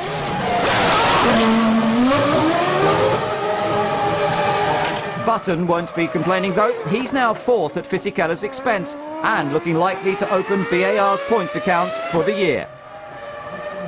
Collecting points is something Renault have had plenty of practice at this season. They may be a multinational team, but it's still a perfect French finish.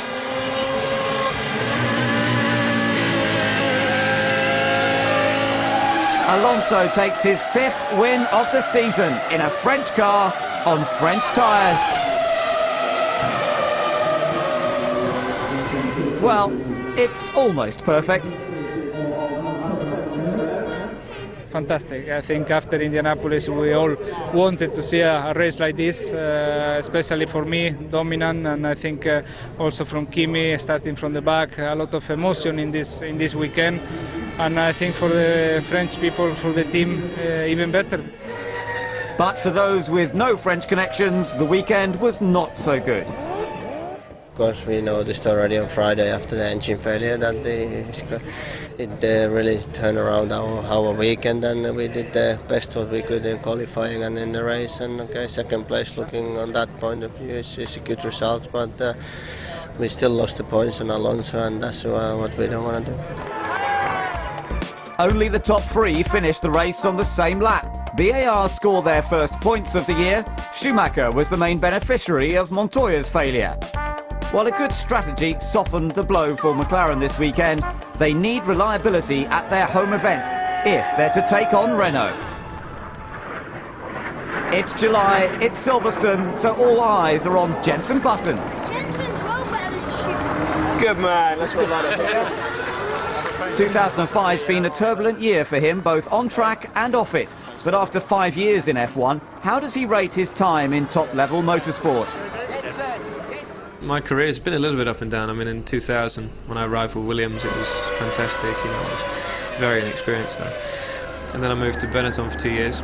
First year was disastrous. Some of it because of the car just being very difficult to drive, but some of it just because I was so inexperienced and didn't really know where to go with the setup. And then the second year at Renault, or at Benetton Renault, it started getting better, and I got more points than my teammate, who was Trulli.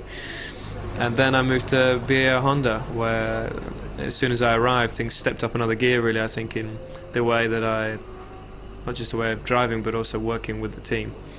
And from then on, it's been very, very positive. The highlights have to be last year, getting pole position in Imola, my first pole position. And also the results we had, you know, having so many podiums. But it's nice to see that we're getting back on track with qualifying, and hopefully we can get some more podiums this year. That's my aim more than anything else at the moment. From his reaction to his qualifying lap, you'd have thought he'd won the championship. He didn't quite make pole position, that went to Alonso. But with Raikkonen receiving a penalty for changing his engine again on Saturday morning, Jenson will start his home Grand Prix in second place.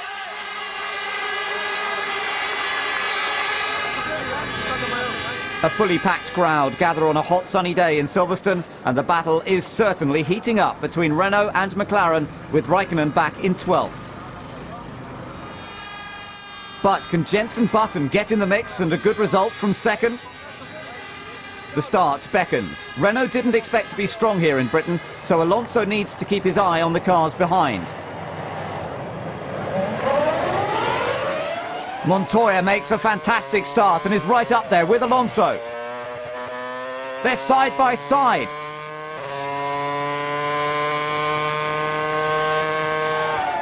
But Alonso plays safe, and it's Montoya that snatches the lead. Button falls to third, with Barrichello fourth.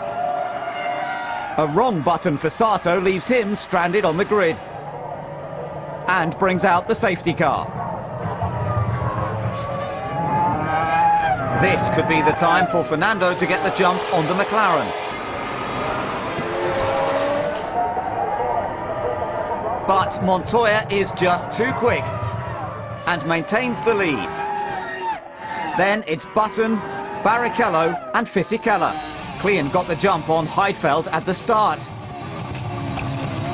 But running wide, hands 12th over to the Williams. Montoya was called in early to avoid traffic, and now Alonso is in. Where will he rejoin? It could be close.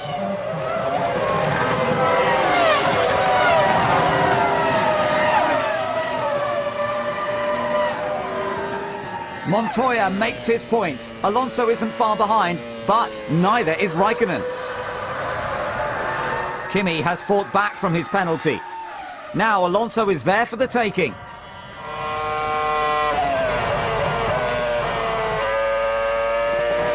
But Renault don't have to worry too much as he's yet to make a pit stop.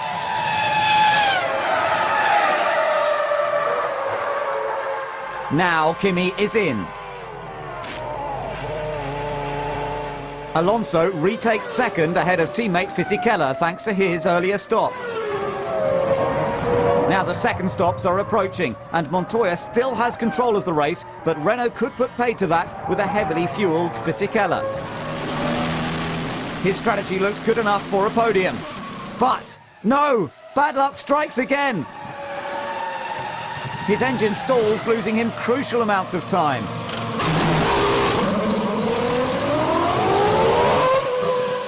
All that hard work is wasted. And he rejoins behind Raikkonen.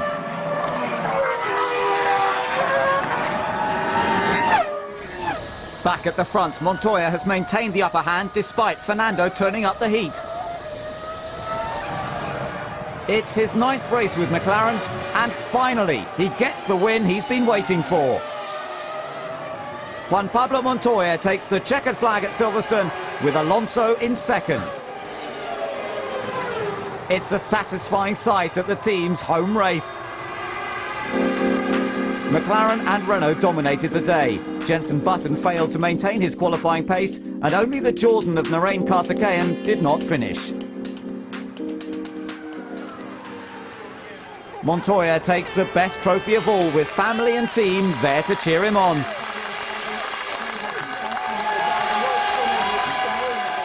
I think it's a great race. You know, it's the home race for the team, and it's just amazing. I know how many fans and how many guys in my team wanted for me to do this, and it's great. You know, I'm just so pleased. It's awesome. By Hockenheim 2004, Alonso was 5th in the championship. This year he's the favourite for the title. What's changed? The car obviously improved a lot from last year. We have a fantastic tyres. Michelin did a fantastic job in this season, and also our rivals are not as strong as last year, like Ferrari. So everything makes very easy this year compared to last year. Even so, Renault seemed to have made a big jump in performance. Was it a surprise?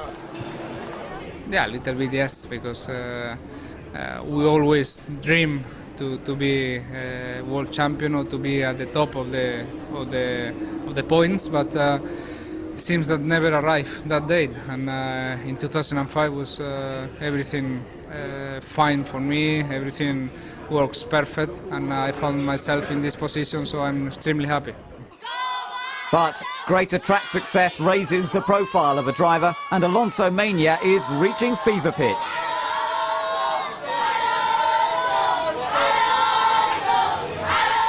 It's quite hard now.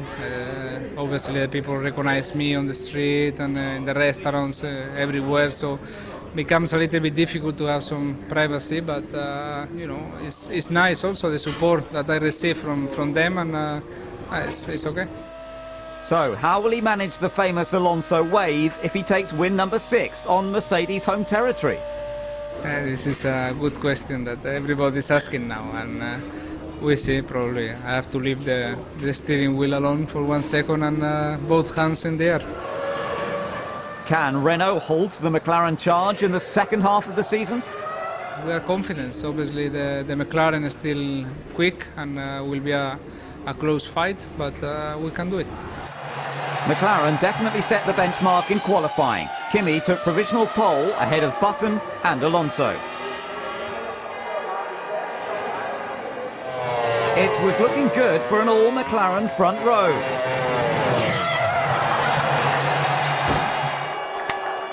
Leaving one at the front and one at the back. The German Grand Prix has been a cause of celebration for the locals in recent years, but it's all changed this season. Their man Michael Schumacher could only manage 5th in qualifying. Brother Ralph hopes a kiss from wife Cora will boost his confidence from 12th. Pole position is the best place for Kimi Räikkönen to start if he's to reduce the gap to Alonso. Jenson Button did well here last year and could be in with a shot from second, but he'll have his work cut out with Fernando right in his mirrors. Montoya, however, gets a chance to see how the other half live at the back of the grid, thanks to his mistake in qualifying. While Trulli tries his best to steal Liuzzi's best dancer in the paddock title, although the crowd seem unimpressed. Nick Fry hopes Button can get the job done.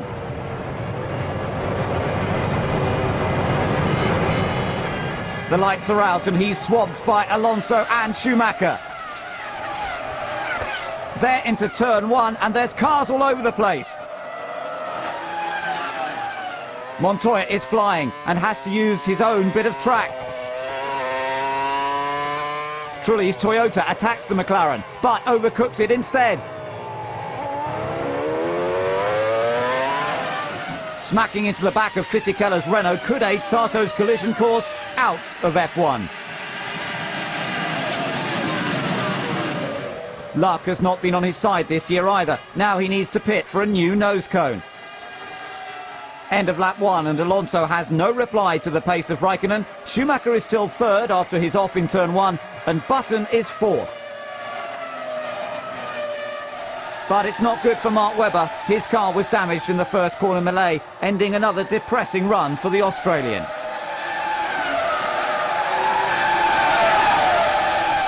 The Saubers are providing the action. Massa has a look at Fisichella while Villeneuve takes a slice out of Barrichello.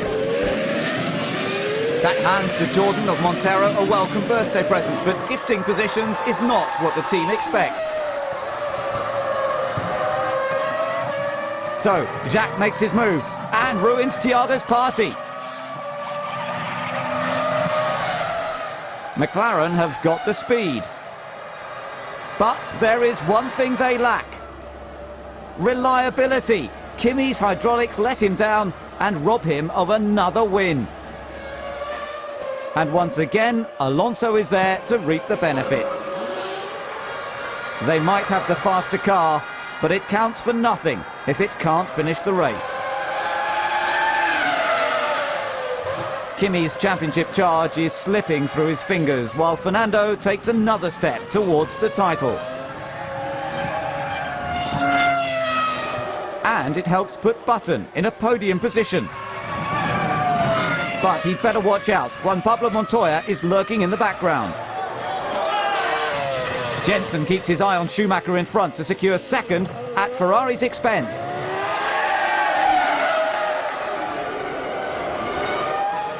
Ralph pits from fourth.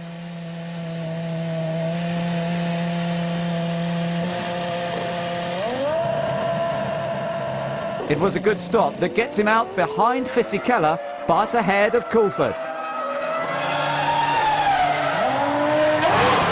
Montoya was on a heavier fuel load than his teammate thanks to his back-of-the-grid starting position. But the strategy has paid off as he's up to second ahead of Button. Fisichella is on the prowl and it's Michael Schumacher under threat.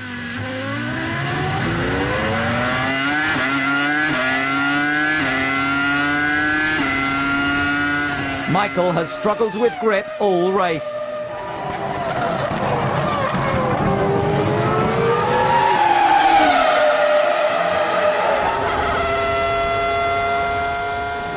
And now a fuel feed problem helps Fisichella nip past for fourth. Renault can't believe he's still going. He's had brake problems since Sato's accident. And if they weren't happy enough, Fernando Alonso takes the final corner to win the German Grand Prix. Flavio's pleased with win number 6.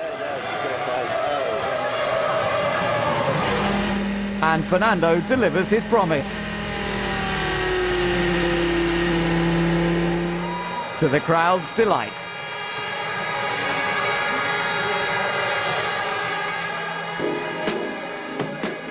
It was an inspired drive from the back of the grid for Montoya. Fisichella did well to even get his car home, never mind score points.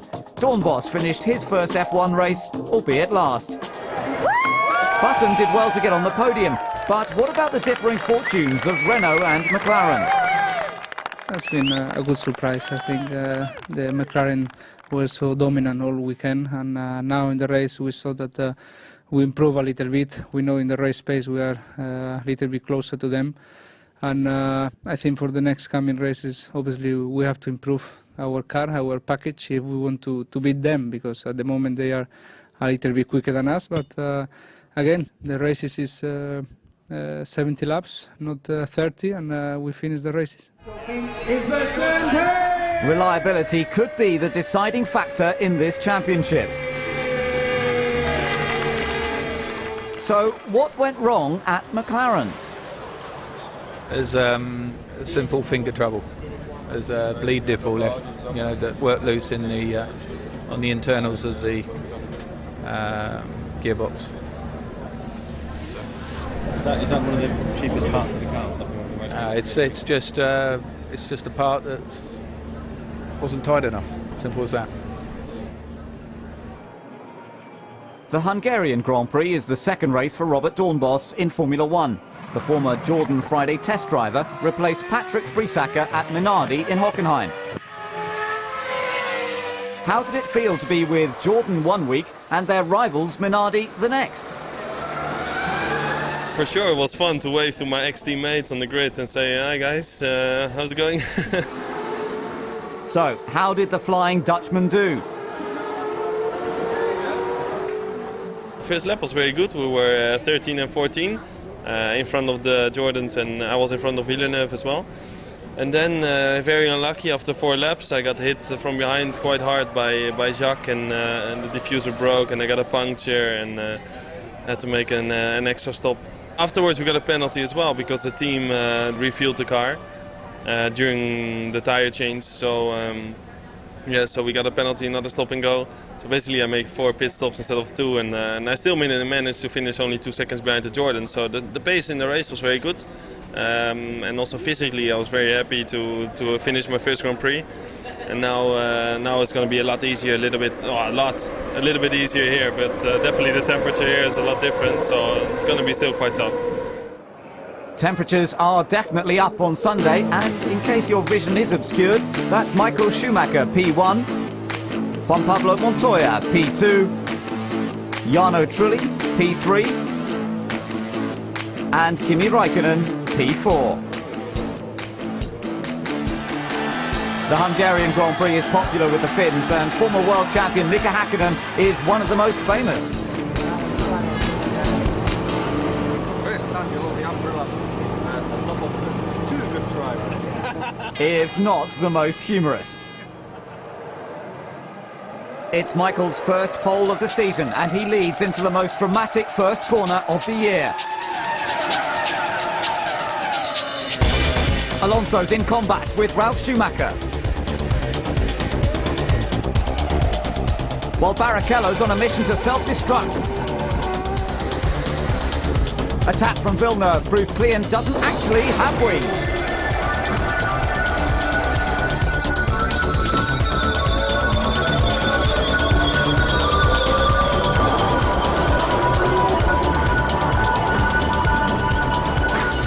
Alonso's about to lose his front wing. But not everyone sees the debris. DC's lucky to escape unscathed.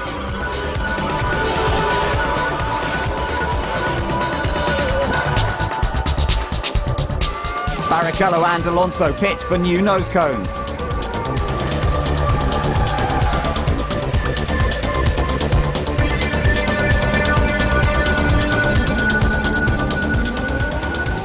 Rubens gets out first. Now Fernando joins him. Coulthard is left to pick up the pieces of a disappointing day for Red Bull. His former boss watches his drivers. Räikkönen passes Montoya rather easily. Ferrari will have their work cut out, keeping Michael ahead of Kimi and Juan Pablo. Alonso won his first race here in 2003, but there's no hope this year. He's struggling with back markers. Barrichello's having just as much trouble.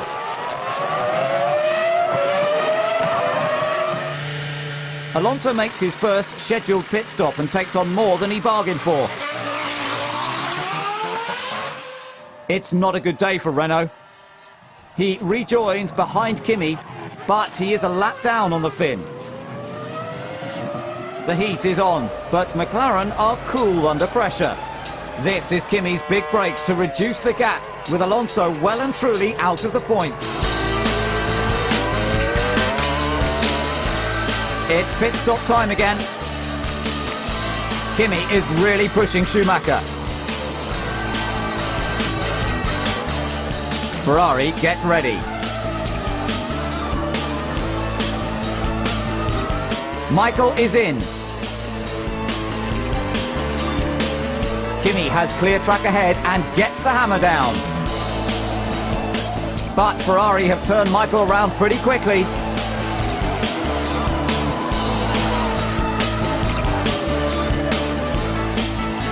Now Kimi stops. Has he done enough?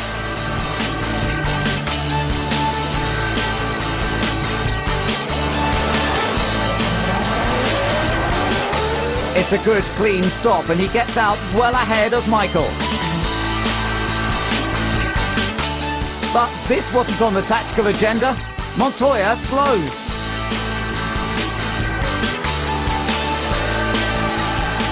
He's out of the race thanks to drive shaft failure.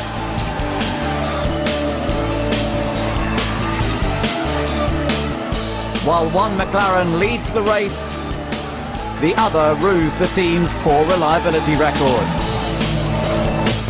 Sauber have quite a good reliability record. Until now, Massa pits with smoke coming from his car.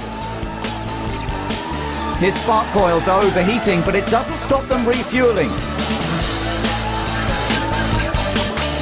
The team do what they can, but it isn't what they want to impress their new owners for 2006, BMW.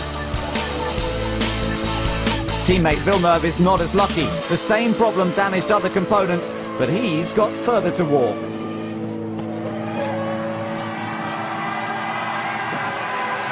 But for once, Kimi has no reliability issues. It's his fourth win in the MP420, and the team are very happy.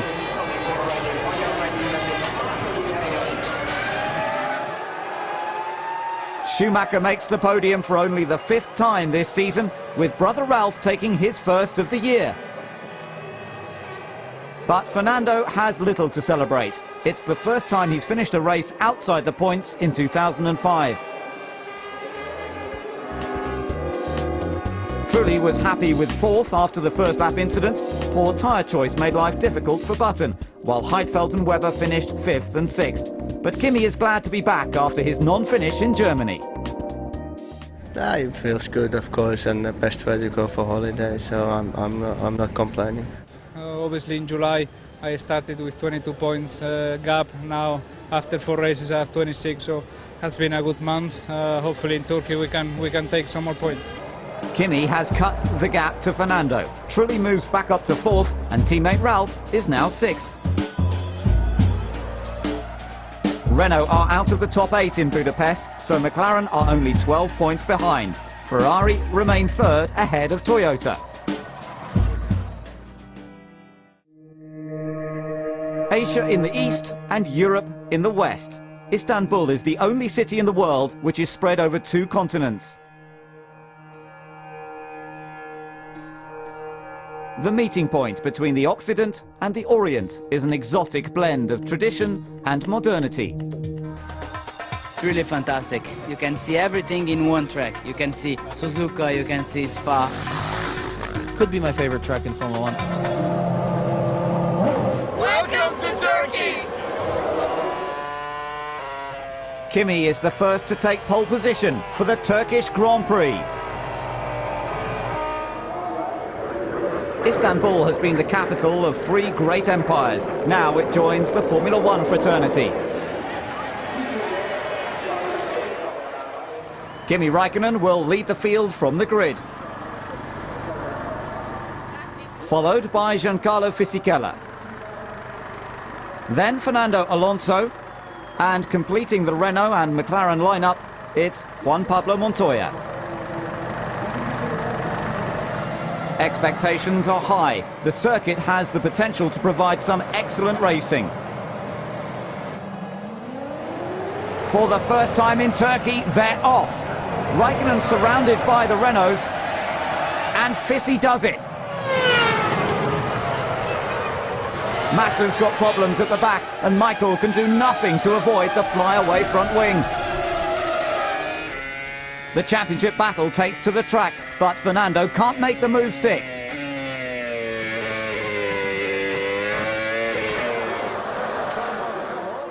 Raikkonen's pushing, so when Fisichella makes a mistake on the exit of turn 10, he seizes the opportunity.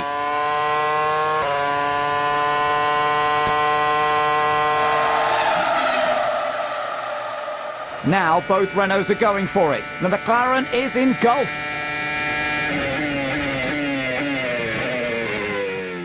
But not that easily overwhelmed.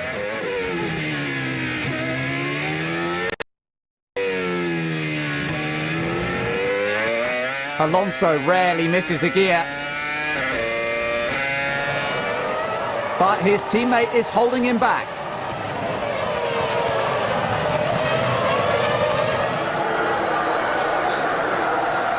Fernando, you're faster than Fizzy, overtake him.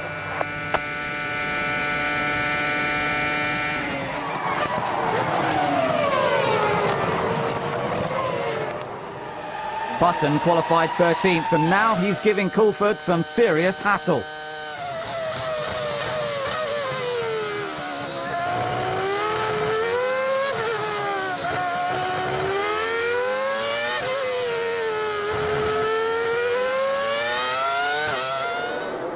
Down the start-finish straight, Button completes the move. But Webber's having problems getting the job done thanks to a right rear puncture. Sam Michael gives him the once-over, and he's back in the hunt. Now Button disposes of Klian's Red Bull with ease. Webber's back in the race and wants to unlap himself from Schumacher's Ferrari. Big mistake.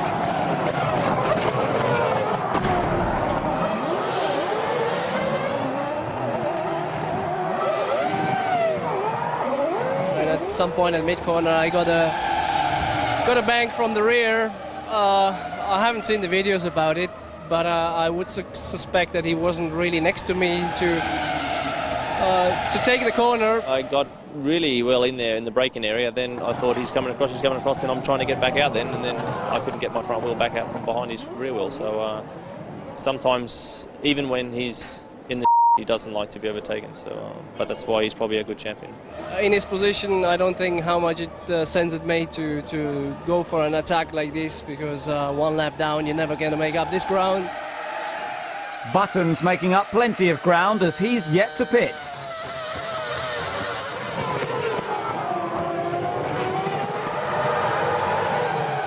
Now he's in. His start wasn't great, but he's worked his way up to third. Now he's got to do it all over again from ninth. Montoya's in for his first scheduled stop. It looks okay, he's set to go, but no! The fuel rig gets stuck!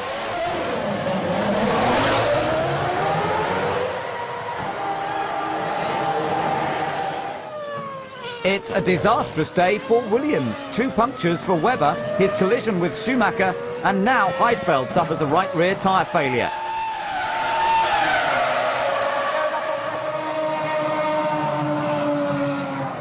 What is going on? Raikkonen leads through turn 8.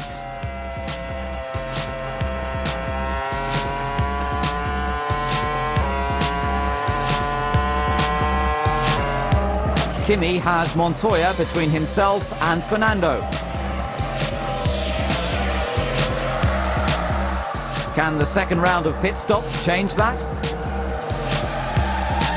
Alonso pits.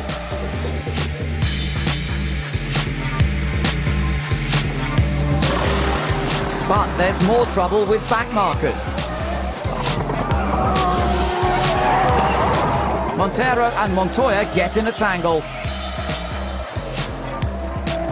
The McLaren rejoins and the car seems okay.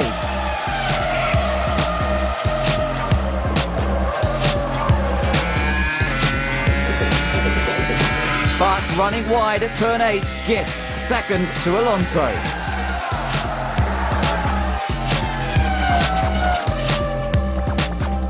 It's a good result, but it should have been better. Kimi delights the crowds to claim the first victory in Turkey.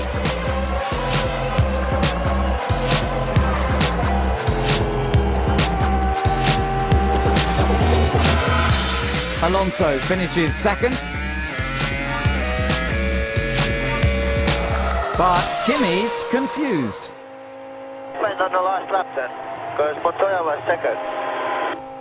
Yes, Kimi, he was. He was struggling with a flat-spotted tyre and it got away from him, and Alonso was able to take the place. Yeah, it's pretty tough race, you know. The pits, they lifted the lollipop and suddenly they dropped it back at the end. I think it was good that I didn't took my hand off the clutch. I managed to bring it back in straight away. And then, I was just cruising to the end. And then I passed Montero on the straight, got in front of him, braked, and he just ran in the back of me. Those guys, they never look.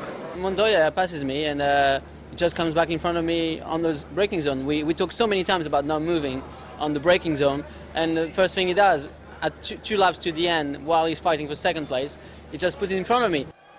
But it was on the next lap that Alonso took advantage.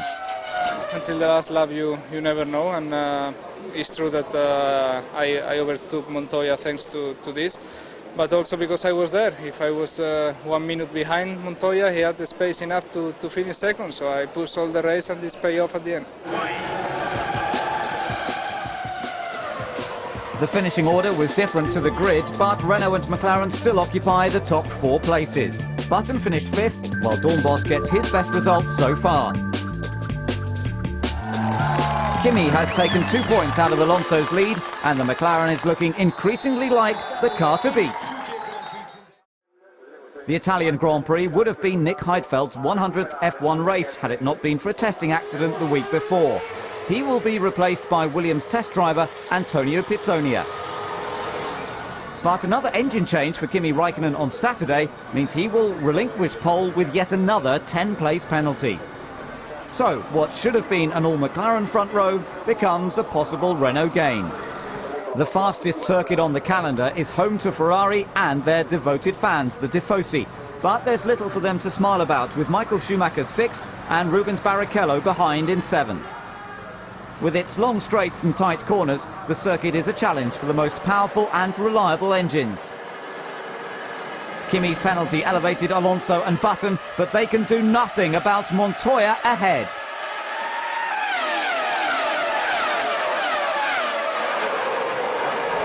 It's anyone's gain into the first chicane. DC makes contact with Fisichella, then Webber taps the Red Bull. Kimi keeps clear of the debris, but Karthikeyan's left at the back of the pack. McLaren keep an eye on Kimi's progress. But it's not as good as they hoped. He can't find a way past Jacques Villeneuve. While teammate Montoya is increasing his lead over Alonso.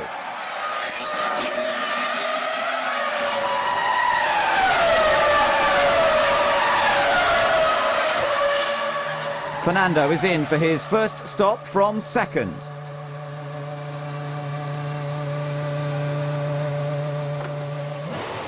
Catching Montoya looks like a hopeless task. He needs to keep his focus on the other McLaren. Ralph and Kimi are into the final corner. Where will Fernando rejoin? It's going to be so close. He's behind Ralph, but crucially ahead of Räikkönen. Kimi is lighter on fuel and yet to make a stop. Alonso knows this and doesn't go defensive.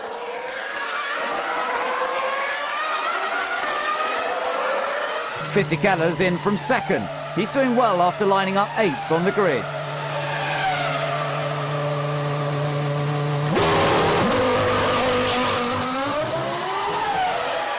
But Ferrari are having a bad day. Rubin's got the jump on Michael at the start. Now they're battling each other, but they're not even in the points. Everyone else has pitted, now it's Kimi's turn. The one-stop strategy has worked well so far. But there's a problem with the left rear tyre. After only 3 laps, Kimi must pit for repairs.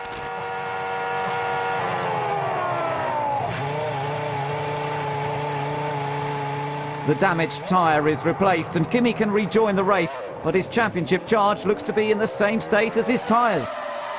Things haven't gone well for BAR either. Sato had fuel rig problems earlier. Now his battle with Mark Webber goes to the pits. The Williams is rather keen to get away, leaving the lollipop man wondering why he bothers. They're side by side in the pit lane. Who gets it?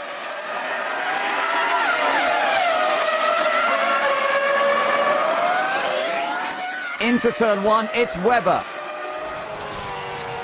Kimi's terrible afternoon continues with a spin. Trulli is quick to take what's on offer.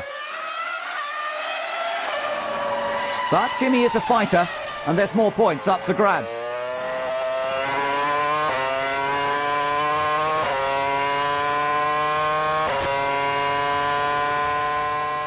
Trulli has no chance.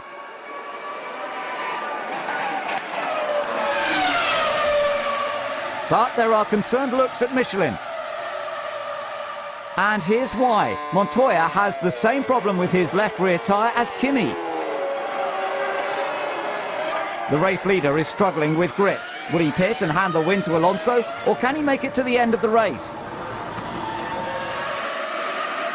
Surely memories of Kimi's last lap failure at the Nürburgring can't be far away. They can't be far away for Flavio. Another race win could be on the cards. But not today. Montoya won his first F1 race here in 2001, and now he's led every lap of this one to win the Italian Grand Prix again.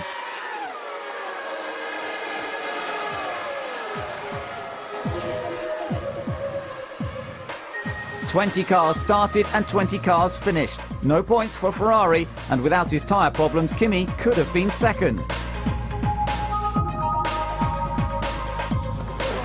There weren't enough laps for Fernando to take advantage of the McLaren, but at least he's ahead of Kimi and extends his championship lead. Connie congratulates her husband, but it could have been commiserations. Yeah, it was tough. You know, I got to a point I thought, yeah, it can't be happening. You know, again, another one. But it was, you know, the tire managed to hold on there, and I think we were quick enough all the race that, you know, the gap we opened, it was good enough for that. Being a family man these days, is Juan Pablo worried about the consequences of a tyre failure? You hit something, you get out of the car, you go home all off. But, you know, I'm going home happy, and I won the race. Fisichella helps Renault's constructors charge and gains the crowd's approval. He's the first Italian to stand on the podium of his home Grand Prix since Michele Alboreto in 1988.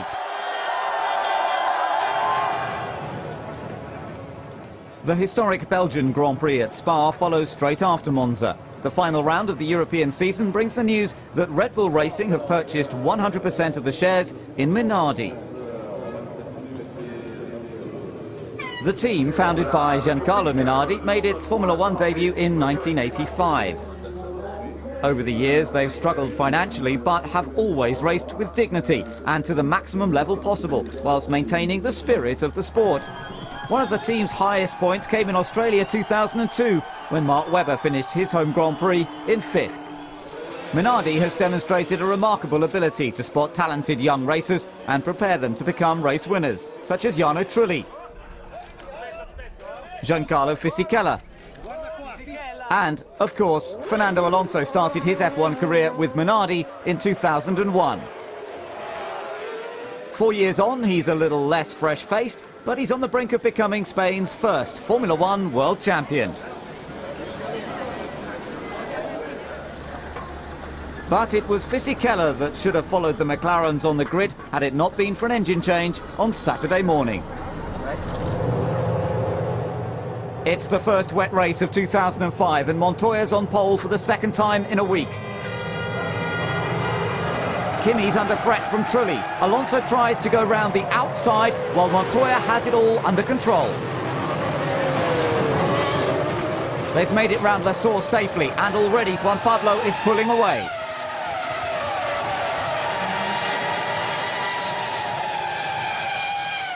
Then it's Raikkonen, Trulli and Alonso. But something's happened. Fisichella's had a massive shunt at Eau Rouge.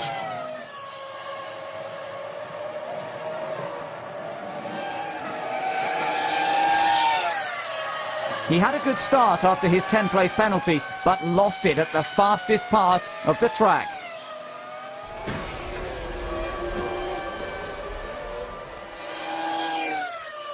He's fine, but his race is well and truly over. The safety car means pit stops. McLaren prepare for both drivers.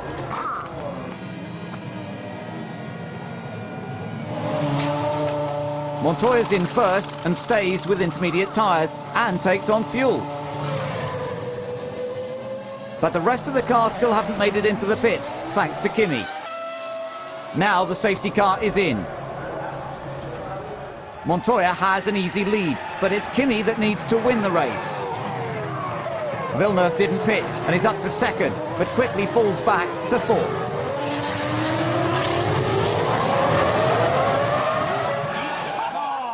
Things have gone from bad to worse at Ferrari. Schumacher's locked in an unfortunate embrace with Sato's BAR.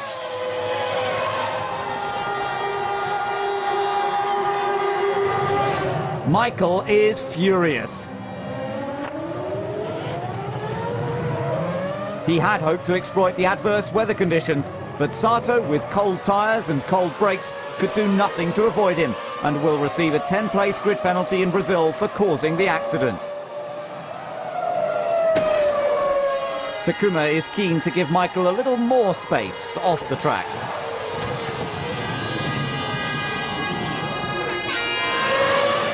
Two former teammates are going into combat. Villeneuve versus Button. But Jensen has the measure of Jacques.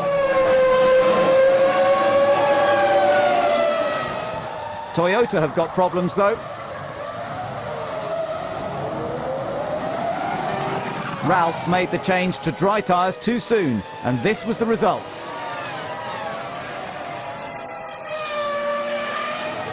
He returns to the pits for intermediates. Villeneuve's having a spirited race. Now he enters into some lively wheel banging with Karthikeyan, leaving the Jordan to do his own thing. Montoya leads his teammate. They could be heading for the first McLaren 1-2 in 5 years. Alonso pits. He's taking on fuel and changing tyres.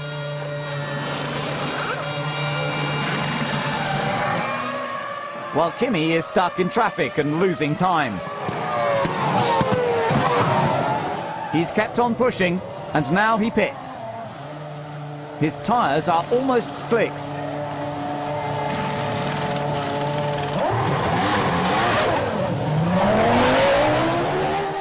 But the team are confident he's done enough. Kimi had more fuel on board than his teammate, and now he leads the race. There's one BAR and one Ferrari left. Button takes on Barrichello. And wins. Pitonia's in and makes the change from intermediates to dry tyres. Ralph changed too soon. Have Williams made the same mistake? Ferrari don't seem to think so and make the switch for Barrichello.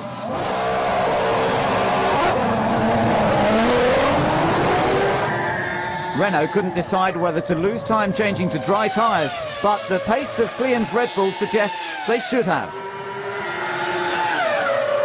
Another incident. Montoya's in the tyre wall.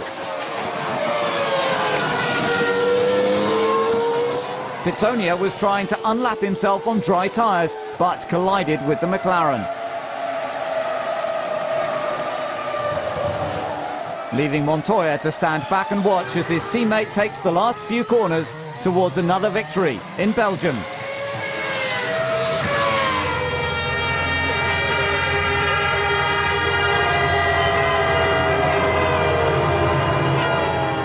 With Alonso second, the championship is not quite over.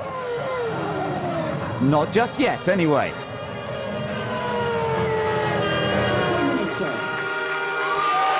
Once again, Kimi is the king of Spa, ensuring the title fight will go to Brazil.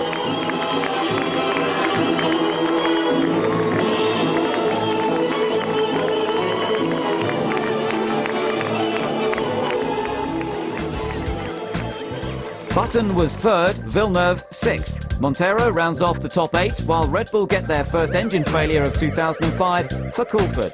But there were no points for Montoya or Pitsonia. You know, the goal was for Kimi to win the race, not myself today, to be honest, to help the team and help Kimi. And we, you know, it looked pretty much as planned. But I'm not sure if he came out of the pits or something, because his pace before that was quite slow. So I'm not sure what happened. And I went into turn 12 and he just ran straight into my right rear corner, not even the side or anything, you know. The slicks were so much quicker. I felt like it was a lot quicker than Juan. He braked really early, so I thought he was trying to let me by. Put the car next to him, he obviously didn't see me. I tried to stop the car, but unfortunately I couldn't avoid the crash. Raikkonen has a tough job ahead if he's to stop Alonso. Outgoing champion Michael Schumacher is third, with Montoya fourth. Ferrari will not win the Constructors' Championship for the first time since 1999. Whether it is Renault or McLaren is anyone's guess. São Paulo could set the stage for the crowning of a new world champion. Alonso will take the title if he finishes on the podium. Raikkonen will try and take the fight to Japan. Who will be the man to assume Michael Schumacher's crown? Both of them deserve to win the championship. They've both done a great job. They're great drivers. So I feel a little bit sorry that I haven't been able to push them a little bit harder. Montoya set provisional pole early in qualifying. Alonso was the penultimate driver out.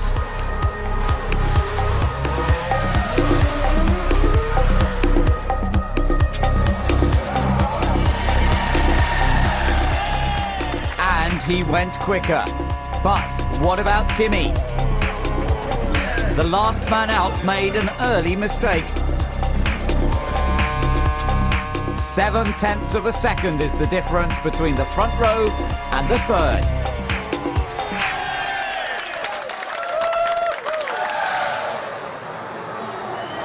Kimi has got a tremendous fight on his hands if he's to beat this man.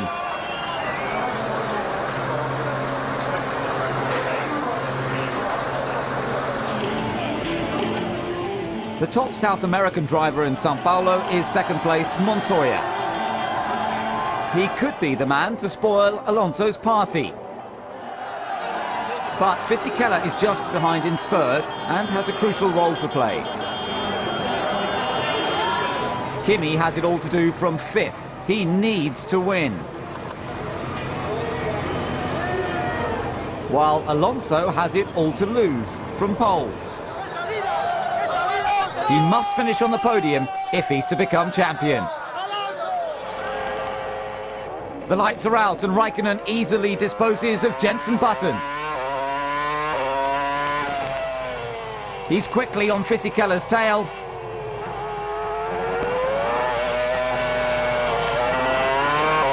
Giancarlo does his best.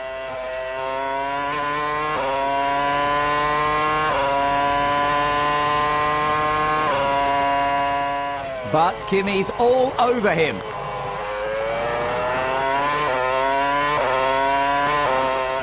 The Renault can't hold him back any longer. But what's happened? The safety car is out.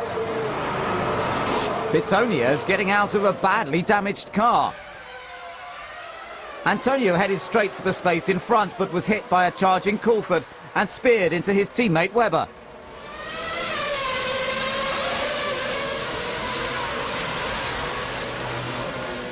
He didn't even make it to turn 1 at his home Grand Prix.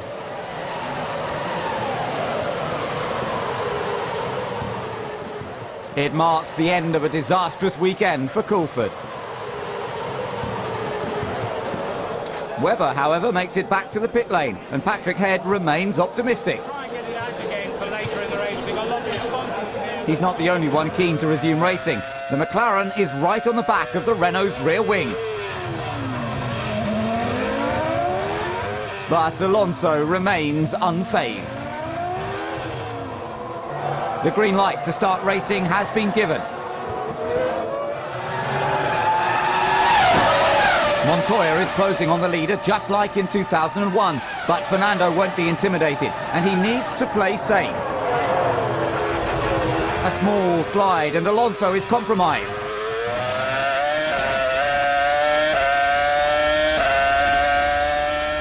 Montoya seizes the moment.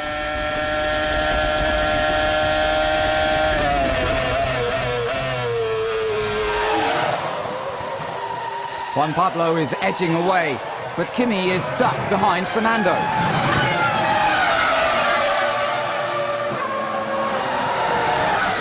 Renault hope to fight the McLarens, but it's becoming clear that they can't keep up with their pace.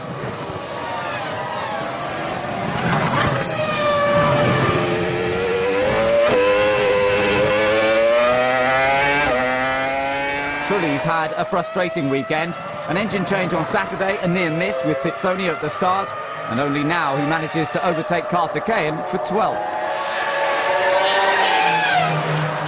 The pit stops have started and Fernando is in.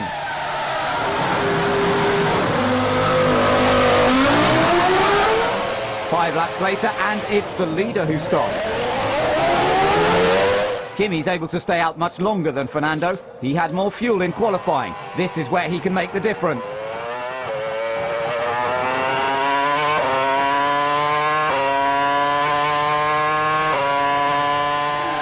Now it's time for Raikkonen's pit stop.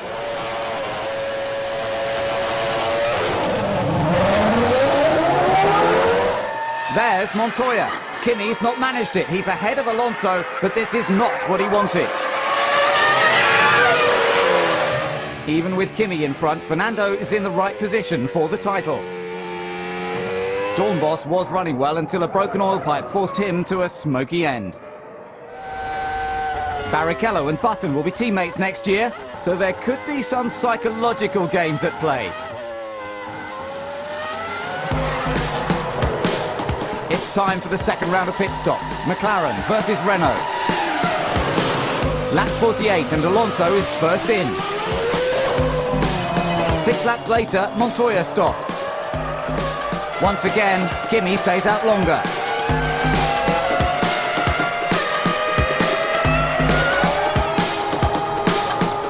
Lap 59 and finally Kimi pits.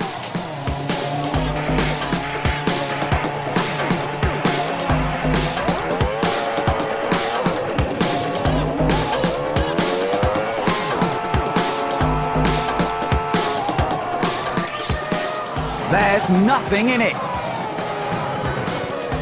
But Juan Pablo's middle stint was too good.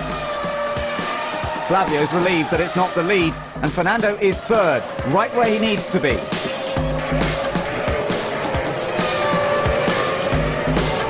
The team are confident he can stay there. The win could have been there for Raikkonen, but it just wasn't meant to be. For the second year running, Montoya wins in Sao Paulo.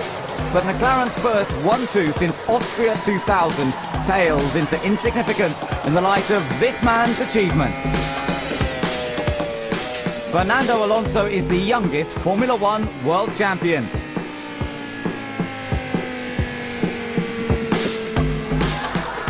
Flavio spotted his talent in 2000 and now he's made it to the top. Everyone's ecstatic, but no more than the man himself.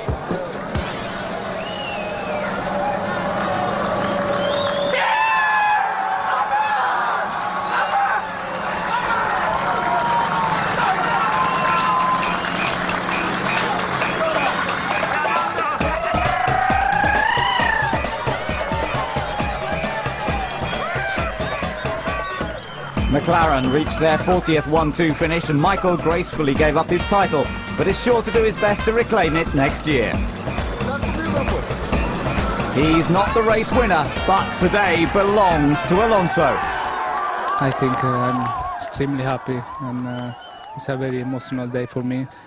I came from a country with no tradition in Formula One, and you know, I fight alone basically because I had not any help from anybody all my career, and I arrived in Formula One thanks to the results in the previous categories and thanks to my sponsors, and now I think this title is the maximum I can achieve in my life, in my career, and it's thanks to 3 or 4 people, not more than that, who we fight alone always. With 2 races to go, Alonso's points tally is impossible to beat. Raikkonen is second, while Montoya is tied with Schumacher. McLaren's strong finish means they now lead the Constructors' Championship by 2 points, leaving plenty of excitement to follow. He might be up there with the best in F1, but he doesn't forget his heritage, although in Oviedo, the champagne is replaced with cider.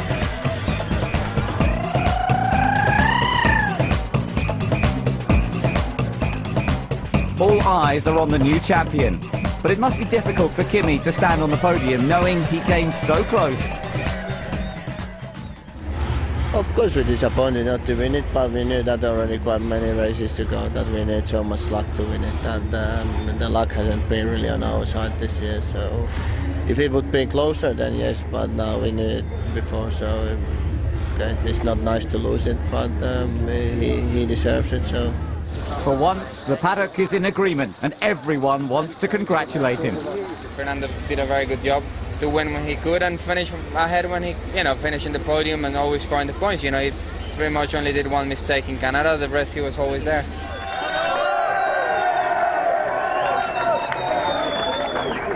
Renault's remarkable consistency was crucial to their achievement. Flavio wanted the title in the bag before any preparations were made to party.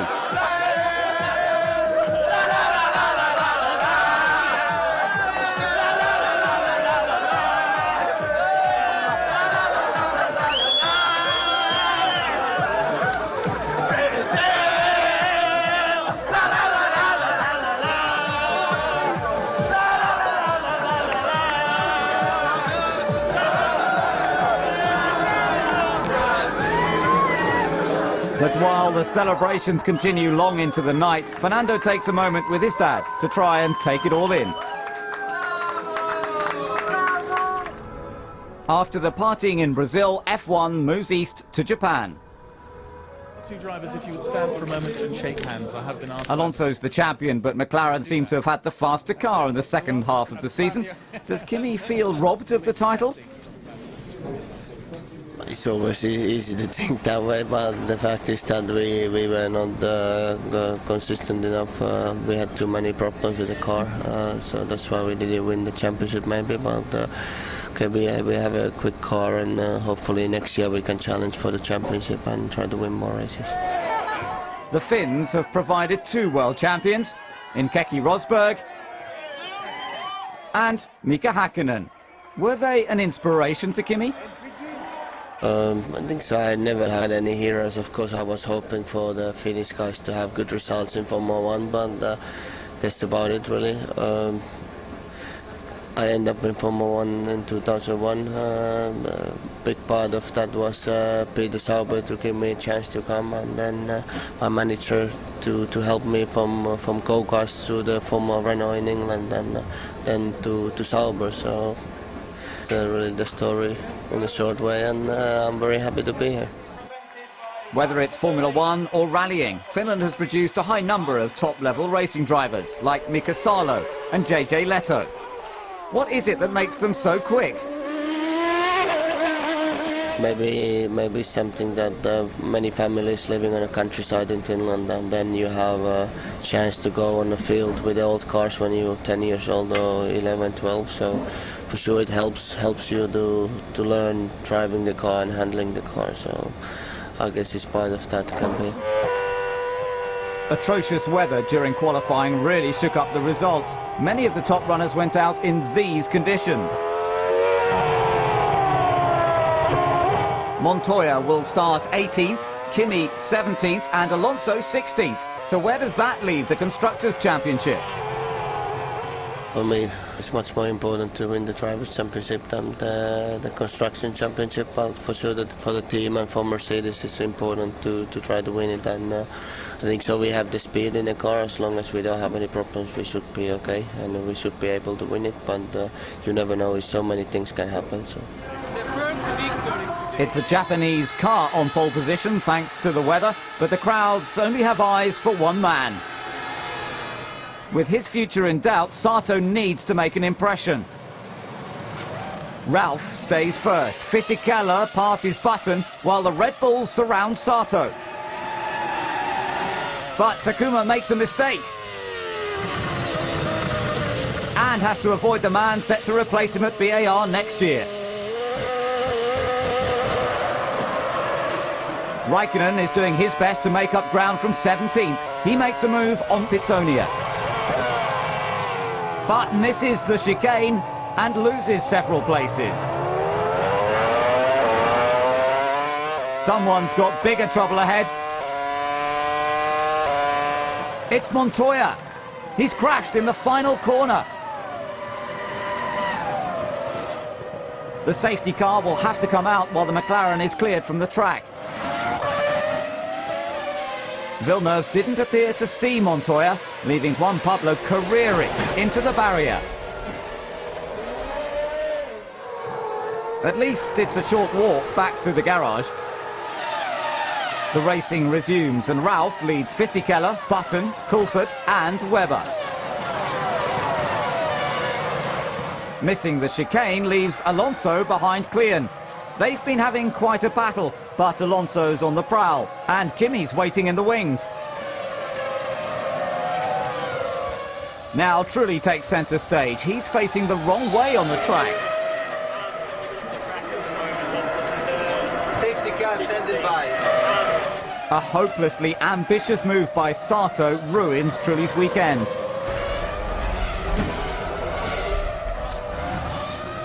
It wasn't the impact Sato hoped to make. Finally, Alonso sets Klein up for the overtake.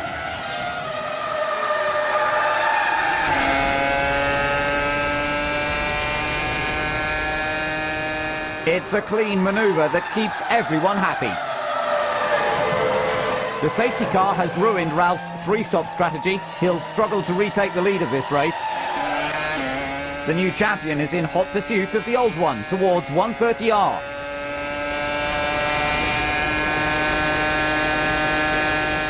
He's got nothing to lose and takes to the outside for a stunning move. Kimi and Michael are the last of the top runners to pit. There's nothing between them.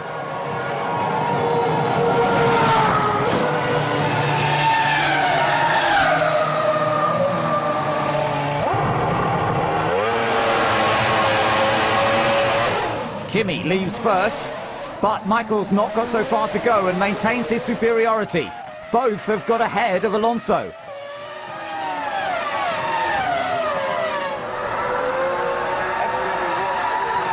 Michael's under threat and Kimi's closing fast.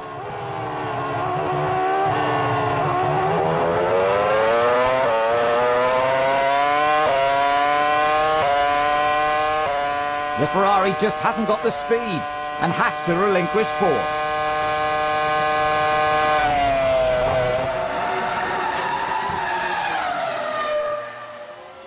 It's not getting any better. Alonso's back for more, and it's at Michael's expense. The Ferrari isn't quick enough onto the final straight. Fifth goes back to Alonso.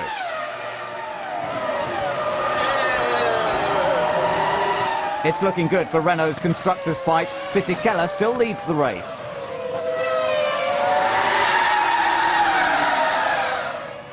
He's got Jensen Button and Mark Webber in between himself and Kimi Raikkonen.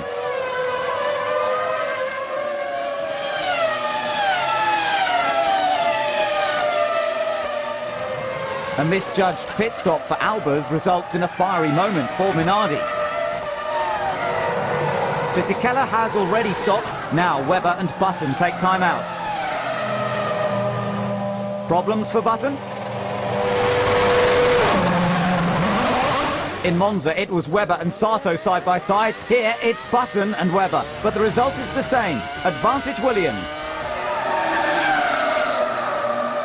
Things get worse for Button, though, when Alonso overtakes. Raikkonen makes his final stop from the lead. Fisichella is already through, and the scene is set for a tense battle to the end. Third place is for the taking. And Alonso accepts the invite. It's all smiles at Renault, but there are some harsh words at Williams.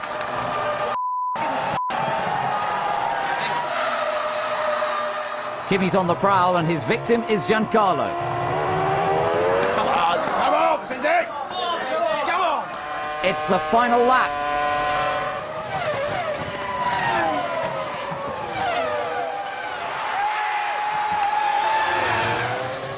One of the finest moves of the season ensures Kimi takes a sensational win.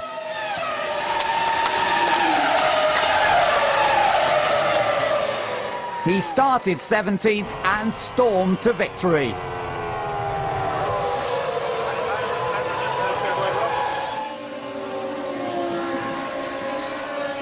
Albers did make it to the end of the race. Sato's excluded from the results for his move on Trulli, and Villeneuve receives a time penalty which drops him to 12th.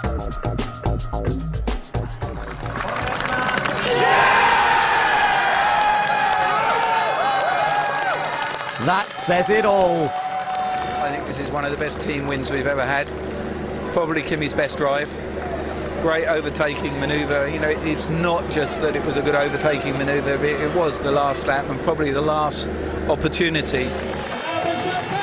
It's been one of the most thrilling races of the year. Renault retake the lead at the Constructors for a last race decider in Shanghai.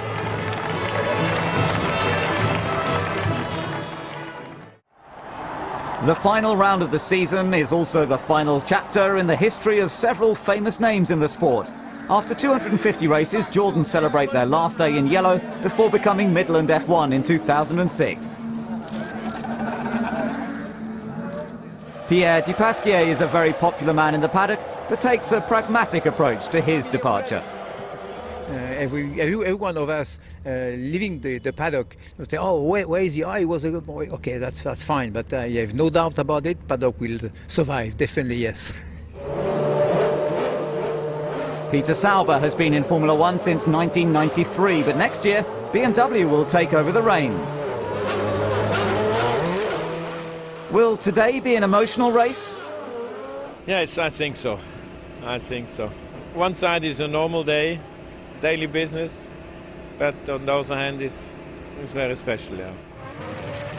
After 12 years, there have been ups and downs. What was his finest moment?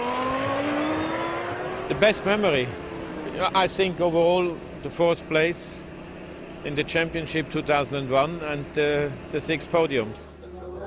Sauber and Jordan are not the only names to disappear. After 20 years, Minardi become Red Bull.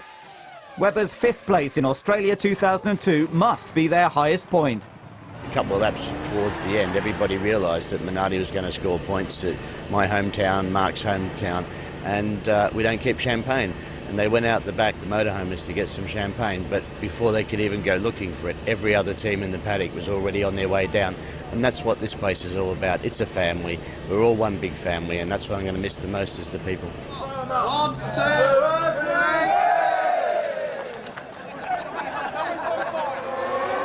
3! It's round 19, the last race of Formula One's longest season. And for the final time in 2005, the cars make their way to the grid.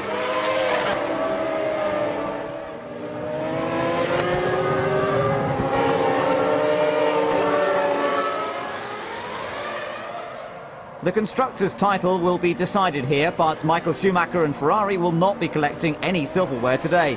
Michael has plenty of time to reflect on what he calls their worst season in his 10 years with the team. Surely not! Michael didn't seem to notice the Minardi of Albers and drove right into him.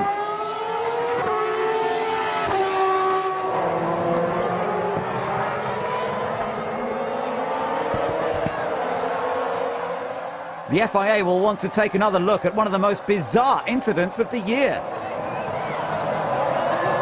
The cars are wrecked nearly half an hour before the start of the race. Michael Schumacher going to the grid. I am damaged the car. Do I need to come back to the pits for T-car? Yes, please jump out and come to the box. We'll give you the T-car. Albers follows his team's orders. Michael struggles to make his way round, but he too has to bail.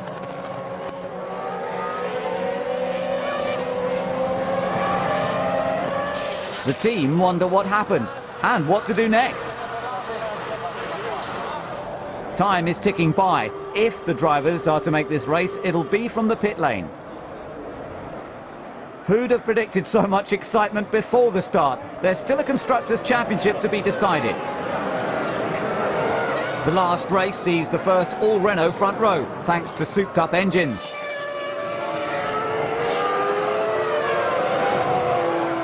And Michael tries to remember. Mirror, signal, then manoeuvre. For the final time, they're off. Alonso blasts away while Raikkonen attacks Fisichella's second place.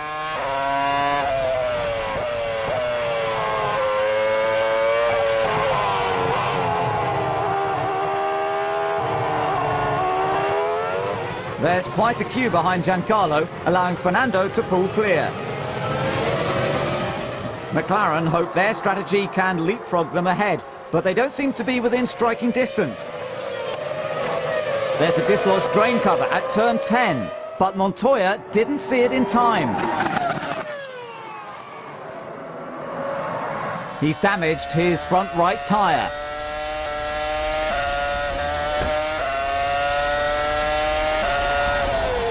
And pits for repairs.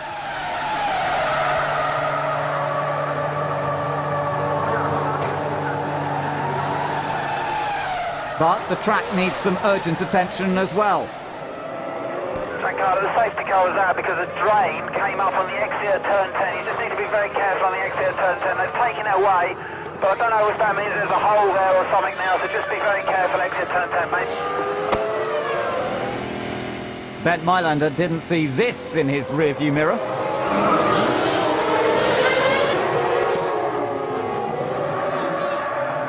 What has happened to Michael Schumacher today?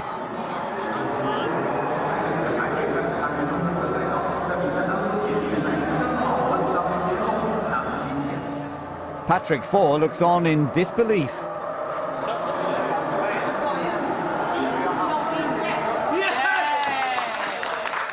Schumacher's not the only one on the sidelines. Montoya's engine has failed.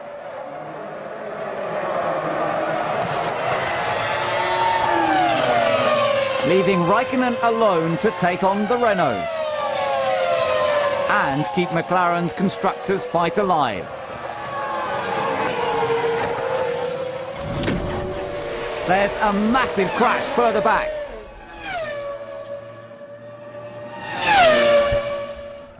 Karthikeyan lost control of the car at turn 13, took a huge impact and brings the safety car out for a second time.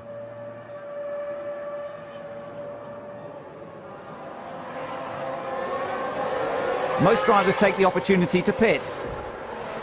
Alonso still leads, but Raikkonen is pitched against Fisichella. Who will get out first?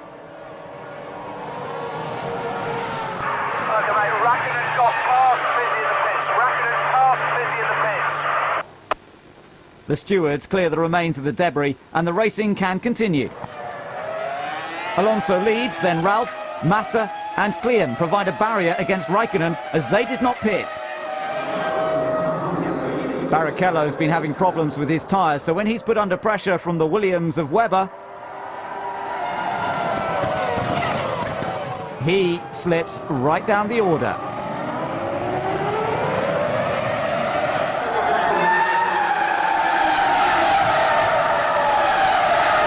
Ralph's had a good race.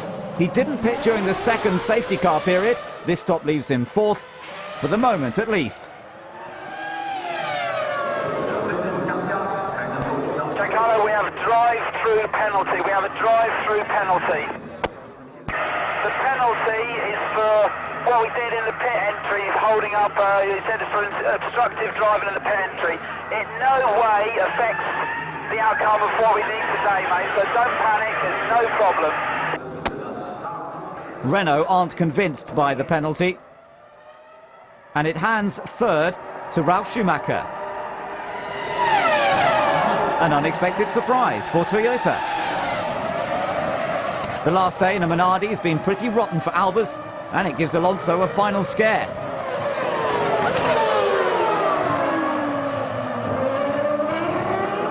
There's been absolutely nothing lacking for Renault this weekend, or indeed this year.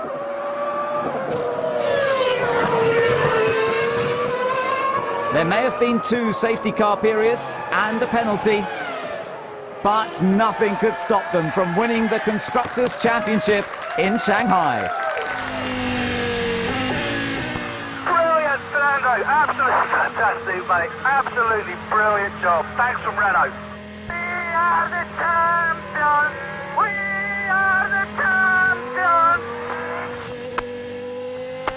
Thanks for a fantastic year, just absolutely mega drive, mate, come on!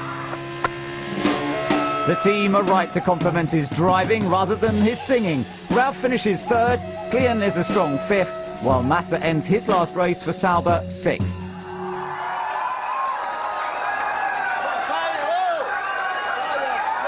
Fantastic Fernando, could have been fiery Fernando, as the V10 era ends in a slightly smoky manner. It's been a very different season to those of recent times. Renault are double world champions. An historic first for the company.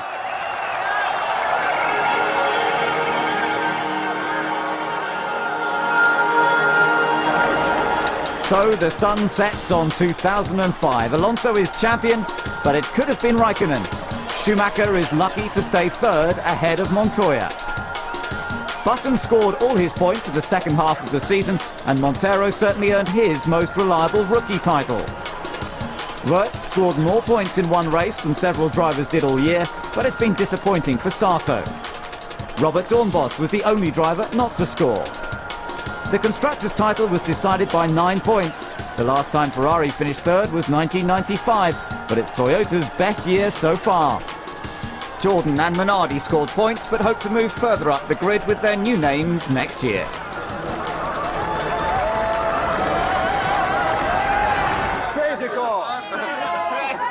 It's been a tremendous team effort. Fisichella was the man to kickstart Renault's charge with the win in Australia.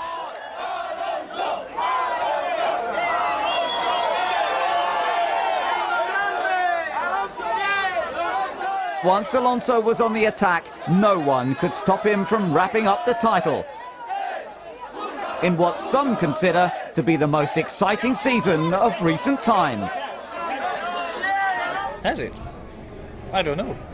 I think it's still the same as it has always been in a way. It's just different teams at the front now. You know, I've been out there going round in circles, so I haven't really been watching the races. Formula One is always exciting.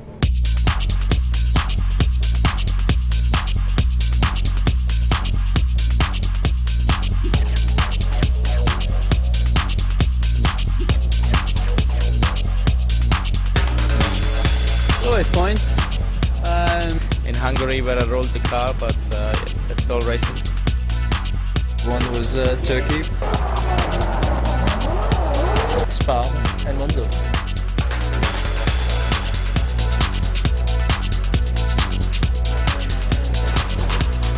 Probably Nürburgring, first corner with Montoya. It was Monaco, very disappointing there because we genuinely had a car that was capable of being on the podium, and then Michael hitting the back of me, of which he still never apologised. Probably the first 8 races.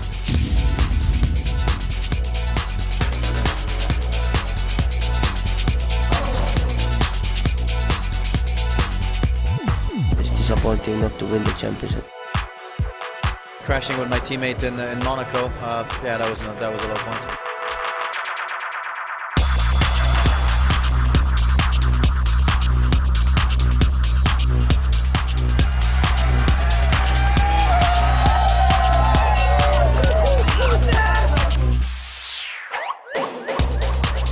I think there's been several high points. I think it was Canada when I finished 4th.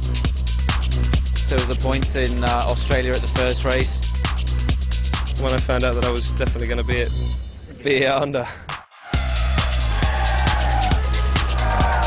Brazil, Spa, Imola and Hungary, Malaysia, Turkey. I have to say my podium.